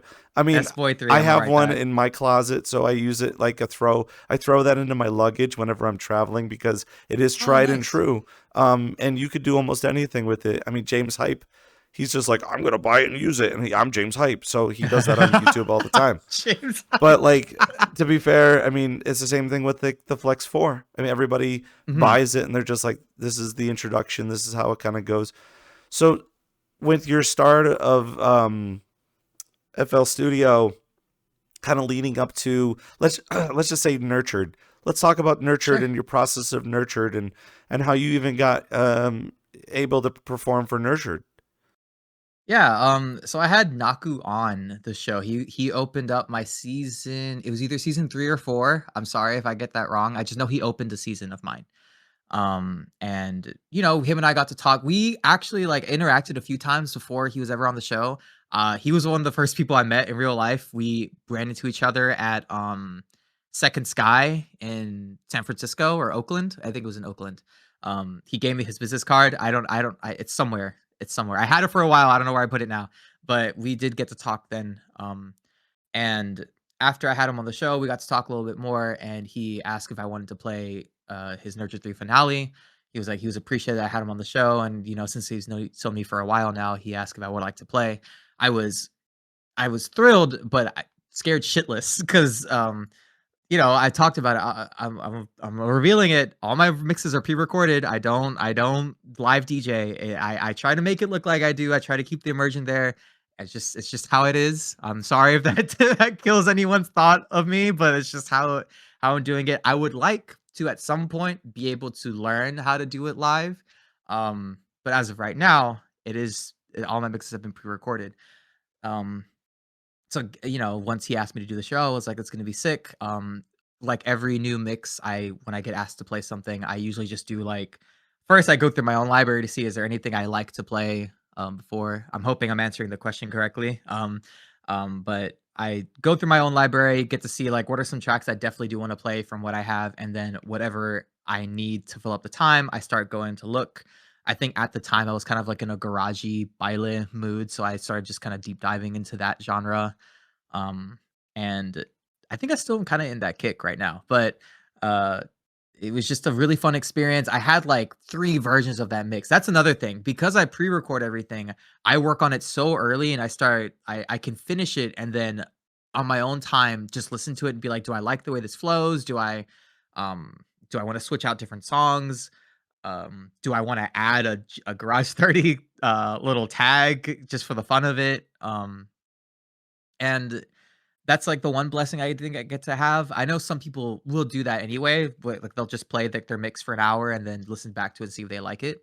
Um, so that, I mean, that's just kind of like my process. It was a lot of fun. I was shocked he had actually asked me if there was like a map that I wanted to, and I didn't know why he at the time I didn't know why he asked me. I was like, sure. I used to run a club with a friend called Ethos. That was the name of the place, and it was in this underground parking garage. It was super sick. I made a lot of my really good friends there. It was kind of like just this venue where people came to chill after all the parties were happening. We sometimes threw events there, but it was like a cool like just place to hang.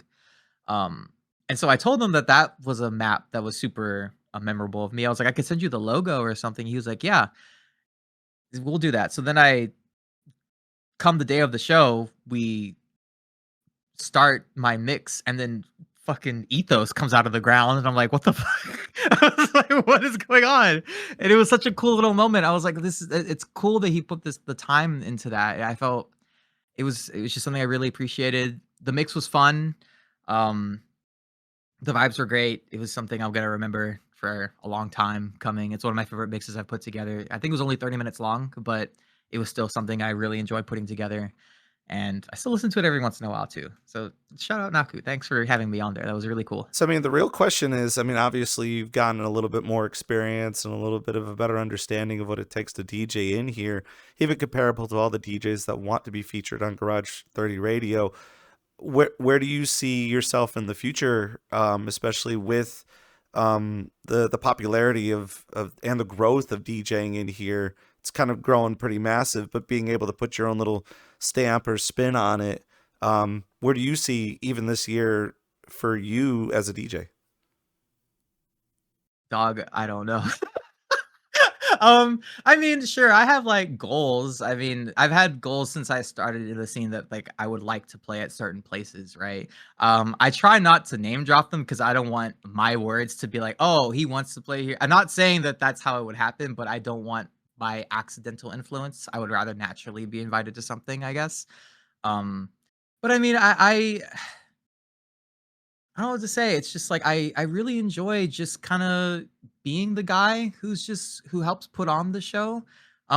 You know, you and I talked a little before the show started. You saw how nervous I got. I mean, that's like every time I play a set, right? And I love getting to play the music out I listen to. I've had people describe my music as like stepping on an accelerator and just never stopping. It's just how I've always been like a super hyped person. So I need something. I need my heart racing all the time. Um, and sometimes it's just like maybe that's not what people are looking to hear all the time. You know, it's just how it is. Um, and so I just kind of enjoy like getting the opportunities I do get. You know, where I get to either play for an event that I'm running, which feels like cheating, can't lie, but it is. It's just what I like. It's the few times I do get to play, and just being the guy who like uh, gets to listen to other people's music and promote that. I don't know. It's just something how I've just enjoyed doing that. I wish I could give you a more goal worthy answer, but that's just kind of like how it is right now for me. I'm happy where I'm at right now. I think. Well, also too, like That with Garage 30 Radio, I mean, it is gaining a lot of popularity, and you're working very hard every week to be able to produce something like that. But again, hobbies are hobbies, and it's yeah. funny in here too is that sometimes they are peer pressured, not in a bad way, but just like, hey, we would love to see what your style of DJing would sound like, Mhm. or maybe you do pick up a skill or a hobby that you want to continue on Yeah. with, and it makes a lot of sense. So figuring out where that lies and how you want to be able to approach it is very awesome to hear, especially for all sorts of guests that we have here on the show. It's VRC Yeah. DJ Live, and we're sitting here with BlackoutBoi from Garage 30 Radio, and of course, for those people that Hey. are joining in on the chat, like I'm sick, sorry. my throat and my voice, and oh man, you gotta make sure you hydrate. Don't go walking on a beach and have your throat riddled with sand and salt water. Not until the Yup. summertime. Let it be known that you're at the beach during the Yup. summertime. getting a little bit on track with Garage 30 Radio. What are the submissions looking like these days? You're celebrating 4 years with the product, Mhm. and obviously with the popularity and people are wanting to be on the show. What has it kind of been like for people wanting to get their mixes on the show? Dude, can I be honest? I feel so bad with how long the wait is for some folks, right? It's just like, I think when I first started the show, my rule was if you just asked me, I'll put you on the list, right? Because I didn't really have like a crazy criteria. I was just like, if you want to play, you want to play. You want to play, let's play. That's just how I kind of did stuff. And then at some point, it was starting to just get to this point where so many people wanted to be on. I didn't really have a way to talk to everybody who did. So a friend of mine suggested that I do a form, just like a little submission form. And it just asks it. It was kind of dumb of me. I asked the same exact questions that I asked in the bio form. I don't know why I did that. It's just how it worked out. But I put it out there as a, hey, if you guys want to play, here's the sign up sheet. And I think within like the first like 2 days, I had a year's worth of DJs. And I was like, oh Wow. my fucking god, this is gonna be insane. It's exciting.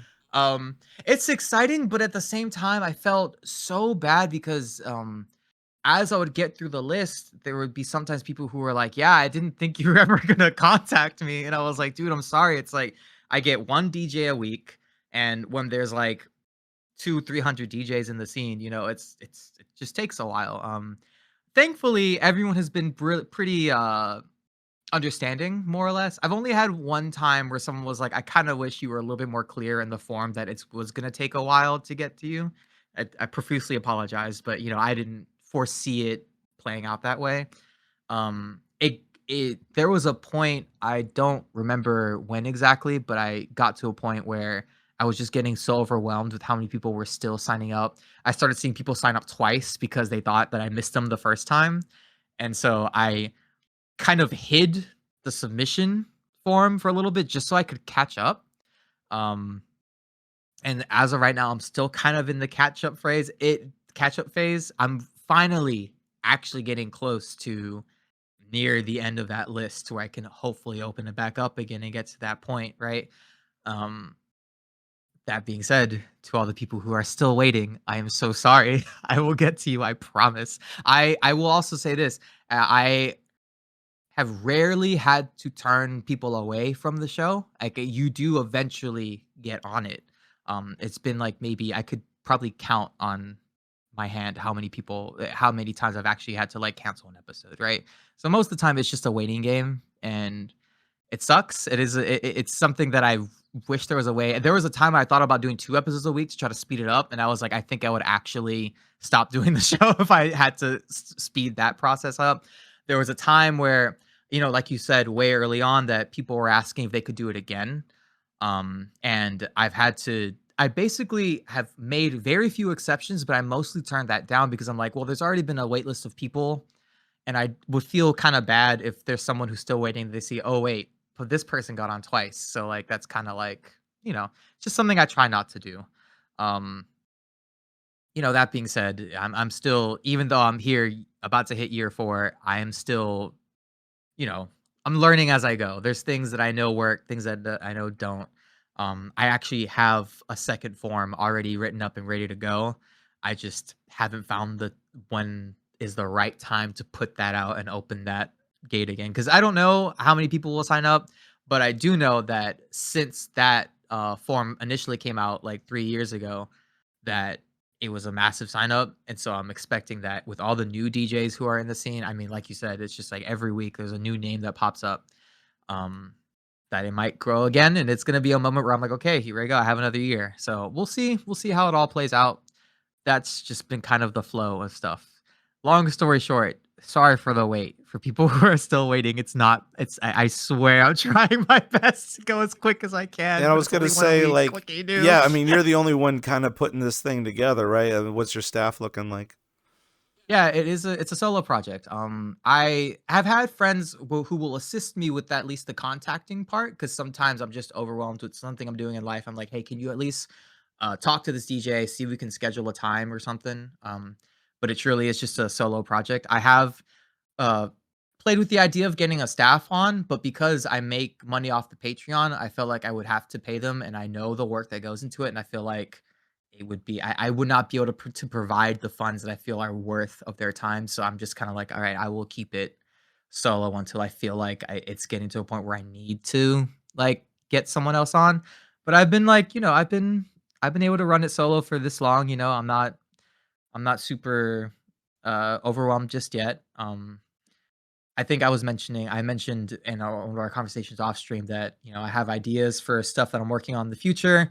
I might be bringing on like a photographer, a videographer, I'm playing with the idea. I haven't set anything in stone yet, but it's just something that I would like, you know, it's been written in my mind somewhere of something I might do. So we'll see. It might not be a solo project forever, but as of right now, it's been a pretty solo project. Yeah, I know that you were mentioning something even before the stream, and it would be nice for a little promo or a little like secret behind the scenes. But again, you're celebrating 4 years of Garage 30 Radio, and you were kind of tossing around some ideas of what you wanted to introduce, especially being able to kind of take a look back at all of the things that Yeah. you have kind of done. Is that something you could share with us? Um, I I will say that even though I just talked about how there's a long wait list, et cetera, that I'm thinking that the next season will be something where I select all the DJs personally. So that will be like a formless kind of thing where I'm gonna. That's definitely the idea I have in my head that I will be picking. Oh God, now that I put that out there, if I don't talk to you, I'm so sorry. but but I have like I low key have already had my list of who I'm asking and who I'm gathering, and I hope the idea plays out the way I would like it to. I will say that. I don't want to delve too much into it because I don't want to hype it up and then not deliver in certain aspects that I would like to, because what I'm thinking is going to be a little bit more work than has been going so far. Like I said, it was why I was thinking about bringing on someone who does video or someone who does photos, and just so I would be able to relieve that part of the process off.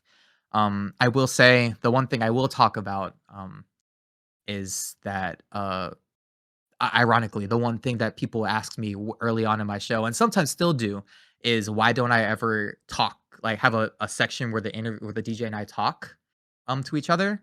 Um, it's not something I'm not gonna do like a this where I'm sitting down with them for an hour and a half, but I would like to be able to at least ask a question or two just to get like a voice clip of something and be able to put together something that involves the DJ talking about X or Y, whatever I've put together. Um, that's as much as I think I'm comfortable divulging, just because even though that time is coming soon, I still haven't set a lot of stuff in stone yet. I don't know how exactly everything's gonna come together. That is my goal. I'm gonna be doing something what I hope is really cool for people.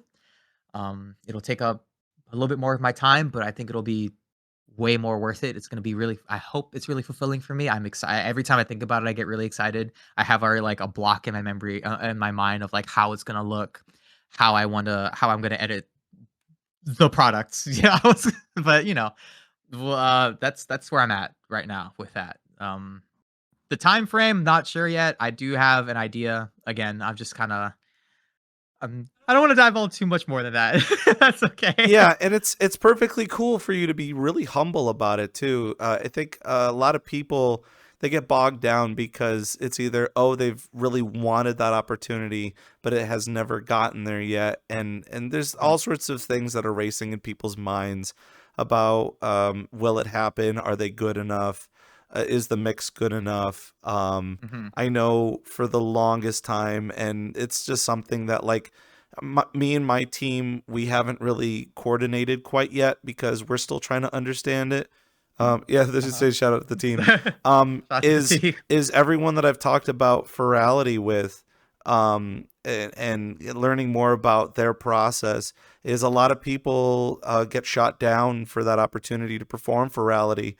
Mhm. And they have such a huge application process that like there are times in a hobby that a lot of Yeah. people, they put their heart and soul into something, and then when they get rejected, they instantly think, oh, I'm not worthy enough. And that's never the case. And when it comes to the entertainment business, you have to be putting in, you put in your best work in hopes that it'll lead somewhere. And Yeah. over time, that's going to get better.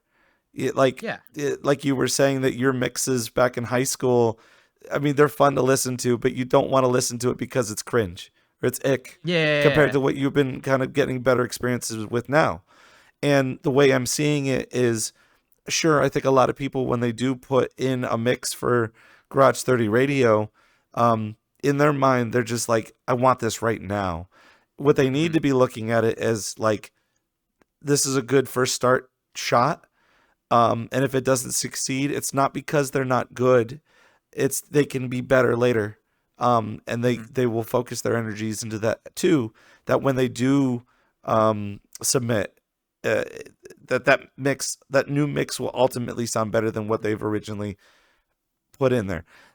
Yeah. That's a whole head canon. That's a whole head process. Yeah. And you know, like you were saying it too, that you're only one person, and being able to Mm. explain to people that you're only one person, hopefully that will, remove the weight off of people's shoulders when they're just thinking, oh, Blackout Boy's a jerk. And, I like, I hope not. overly unhumbled and stuff like that. And at the same time, you're like, dude, people didn't recognize that I was sick all week.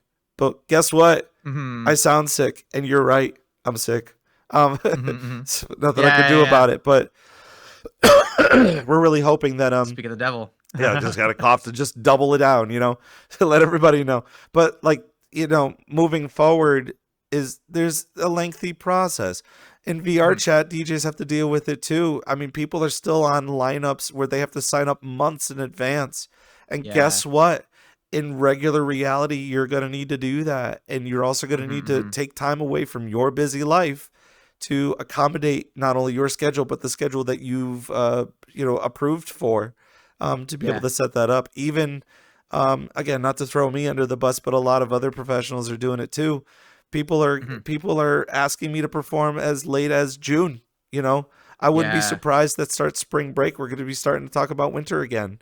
And Yeah. man, oh man, if you ever thought about getting old and how time just flies by, your God. entertainment business is going to be the exact same way.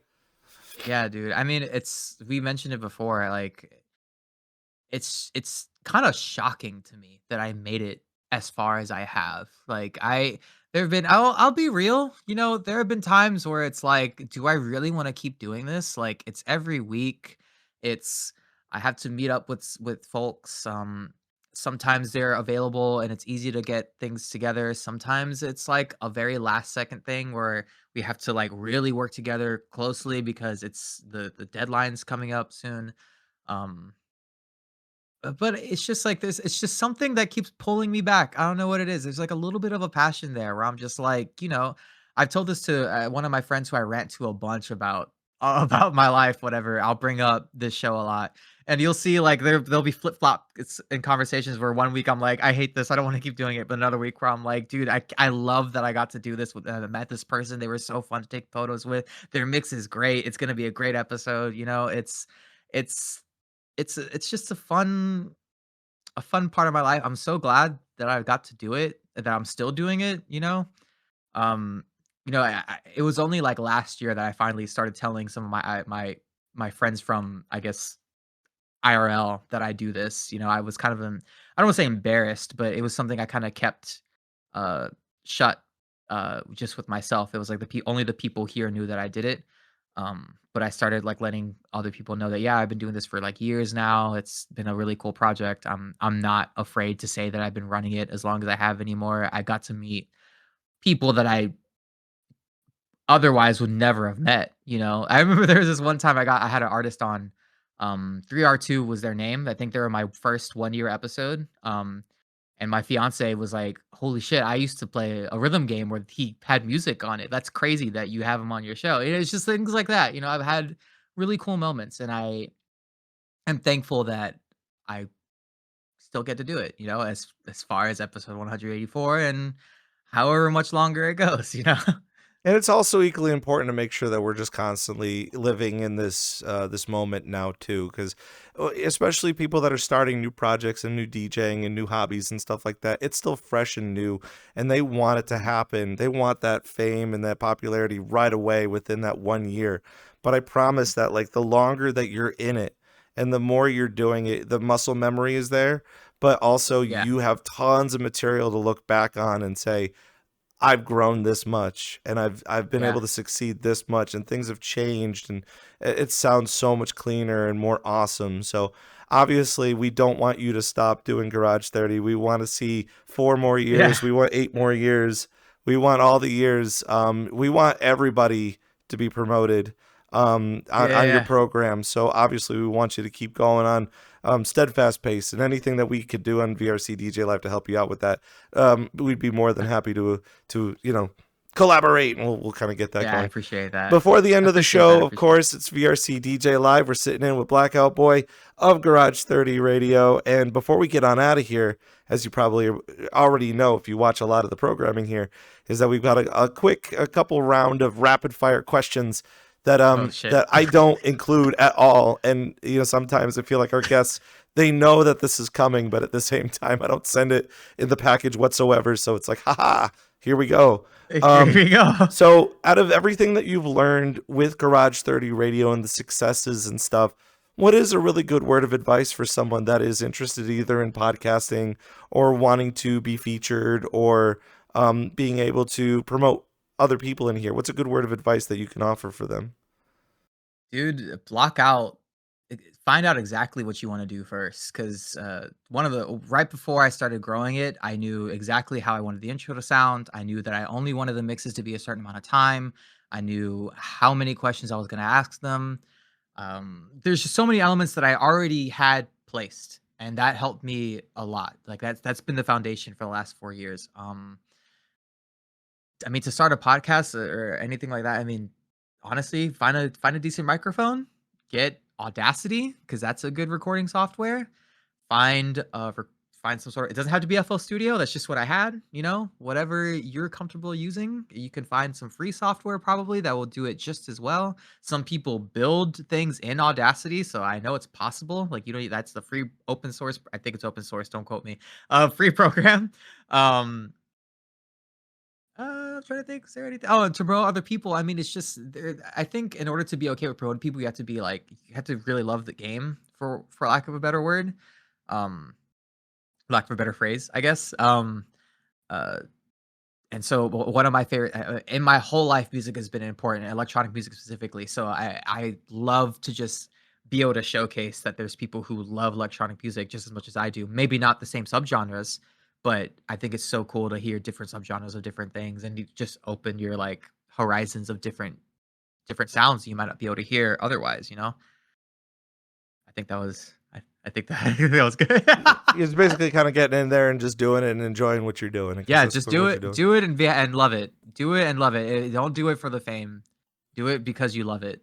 Long story short. I know a lot of people are interested. I'm interested myself, but who are some new artists that you're listening to on Spotify, and what are some artists that you constantly listen to on Spotify? Okay, if anyone knows me, I'm like the biggest Skrillex fanboy that I can think of. He was like probably one of my first real crazy listens to, where I was like obsessed with all the music that he put out. I also like Daft Punk, Dead Mouse. I like a lot of masked DJs. It's just how it tends to play out. Um, Outside of electronic music, I feel like I'm doing my own segment. Outside of electronic music, I actually really like the Beatles. I grew up listening to them a bunch. There's this artist called Eden. I think he used to go by the Eden Project. He shortened it to Eden, who I love. His new album just came out. I've been listening to it on repeat a bunch. Small artists that I've been listening to on Spotify. They're usually artists I found on SoundCloud who have a Spotify. There's one called Maneki. It's Maneki. They do like bass music. Really like a lot of their tracks. There's this other dude named Hasboy who's from Australia who does like, for lack of a better word, like very cunty music, and I really fucks with it. I was hopefully one day I would like to DM him and be like, "Yo, would you like to make a track together? I really like the way you sound, and I feel like we could maybe work something out." I don't know. We'll see. Um, I can promote my own friends. I have a friend Tumugi who makes music. He makes really good tracks. He has them all free on Bandcamp and SoundCloud. Um, Trying to think if there's anyone else I can think of. Because of the halftime show, I started listening to Bad Bunny. I actually didn't really listen to him before. I really like his song. I think it's DTFM is what the song is titled. But I think it's Debir tirar más fotos, which translates to I should have taken more photos. Really cute song, super sad, but it's like kind of a banger, and that's that's kind of like my vibe. I like songs that are kind of sad but are also really fun and dancey. I like to cry in the club, if that makes sense. Yeah, I think that's all I can list right now that I can think of. If you were gonna put together a VRChat rave bingo card with 5 spots, what would the 5 spots be? Cheers, ID, yo, that's another good one. I hear that a lot in the club. Snowflakes being thrown, and my last one would be like a random VRC plus like emote that is just so unexpected. It was just like it does not fit, but it does fit. My favorite one right now is my friend sends out house music. It's just a sticker that says that. Usually when house music is not being played, but it's so funny. It'll be like hardcore techno. It's like house music. I love that shit. That's wild. I had one. I had one. I don't have VRChat Plus anymore, but I was so proud of it. It's a scene from this anime called Given, which is a boys love, like little. It's a yaoi show. I'm gonna be real, and it's like a scene of the 2 main characters kissing. And I cropped that scene out, and I put track ID, and I would send that out when I wanted to know the name of the song. And that's the one thing I miss not having VRChat Plus for, so I can't spam that anymore. I mean, it could be worse. You could be the one in the club with the cell phone up here, like they're saying, play Taylor Swift or something. No doubt. Yep. Were those good? A good 5? I'm sorry. Yeah, or at least like you'll end up getting like the fake $20 bill, and here you go. Who are your 3 favorite VRChat DJs that we can listen to? Oh shit. It's gonna be bad because they're all my friends, but it's Mello, Gross, Tumugi. I think those are my top 3. But if we're not including my friends, like really close friends, but okay, they're still my friends, but we're just not as close. I like a bunch of something. I've always liked their sets a bunch. I like Mel, and a third one. I can do this because there's just so many that I like. Wow, I know that sounds like a nothing answer, but I swear there's so many that I like. It's hard to pick 3. Well, it's good to see that Gross is in chat saying hi. So. Oh, yo, what's up, Grost? Thanks for being here. Cafe, Kafe. They're a Japanese DJ. I've always loved their mixes. Probably good. No, top 3 friends, top 3 not as close friends, but still friends. I mean, that's good. At least you kind of have an idea, especially for us that are always looking for new talent to continuously look out for and see how they perform and stuff like that. Yes. I'm sorry. If we're specifically talking new talent, I will say I recently had Ethnal on the show. They're super good techno DJ. There's a DJ who I feel like gets booked sometimes, but not often. Their name is Outlandish, and I think they're one of my favorite. Like, it's low key. Like, if I'm just like talking pure talent that I don't ever see get booked out, Outlandish is one of them. And then, I guess those are the real 2 that come to mind. I like Kenzie, but she's not new. She's been around for a while, but I love her mixes too. I'm sorry, I know you asked for 3. I'm just like naming everybody. Yeah, I love everyone. I mean, there's still a lot of names that people haven't seen yet, including myself. So as soon as I see them, I'm like, I'm gonna go out and check a look. Speaking of which, on the internet, where can we find BlackoutBoi and Garage30Radio? Sure. You can find me on Blue Sky. You can find the show on SoundCloud.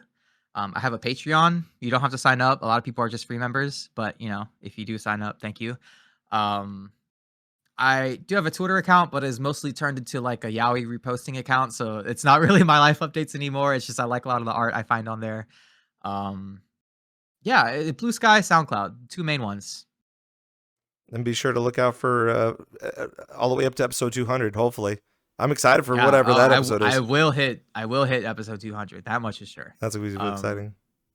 When are you going to get, I was going to say, when are you going to get your own mix on there? Dude, okay, so hear me out. I have always said that the last episode would be me, but I am not. I've flirted with the idea a little bit more now just because I don't know how long it'll take to get to that last episode. So we'll see. We'll see. I will say that was my idea for the longest time. Probably not my idea as much anymore, but we'll see. Hopefully this year, maybe later on. We'll see. Yeah, I guess you're going to have to tune in to find out. I guess that's how it goes. True. But true. That's going to do it for us for VRCDJ Live. Of course, if you're just joining in now, you missed out on a really good talk about radio and also Garage30Radio, which has just been a powerhouse for the DJs in here. So please go check them out up on SoundCloud, obviously. We have all of the highlights and replays for you up on YouTube at VRCDJ Live. Of course, our highlights usually come out on Fridays, full shows on Sundays, and please go check it out because we have, again, I think we're on episode 70 something, I guess, or 50 something. Shout out. We're moving on, man. It's very exciting stuff. Let's go. And speaking of which, we're also up on social media, on Instagram, X, Blue Sky at VRCDJ Live, where you can also take a look at the upcoming guest list of who is going to be on the program next. Of course, next week we have off. I'm headed to Vegas next week for a DJ retreat. It's going to be really exciting stuff. We might have an episode on remote. We'll see. I'm going to reach out to a specific somebody. I was thinking about him during the show, and I'm like, man, I would love to have him on the show. So we'll see if it happens. It'll be like a day early, which will be a really awesome thing, but we'll see how that goes. But our next guest on VRCDJ Live is Chris Sora, who's going to be joining us, not only talking about the DJ scene in New Zealand, but also how they are also managing VTubing and DJing at the same time, while also kind of clearing that area of the virtual reality DJing portion of it. So it's going to be a very engaging 2 hours of understanding VTubing, dancing, and DJing in here, kind of a triple threat action happening at 3 p.m. Eastern. Of course, we have a cracked out lineup for you for March. Make sure you're tuning into X and Blue Sky and Instagram as we announce that coming up in a couple weeks. So lots of stuff kind of coming down the line. VRC DJ, and I promise I'm going to be healthier by the time we get back here. Yup, now your voice will be. That's how it goes. By the time we come back around. The Rob Roman's part of voice needs to happen. I can't just be Rob Roman's music the entire time. Anyway, for BlackoutBoi and Garage30Radio and the staff, the VRCDJ Live staff behind the glass, I'm Rob Roman. Thank you so much for coming by, and we will see you guys next time.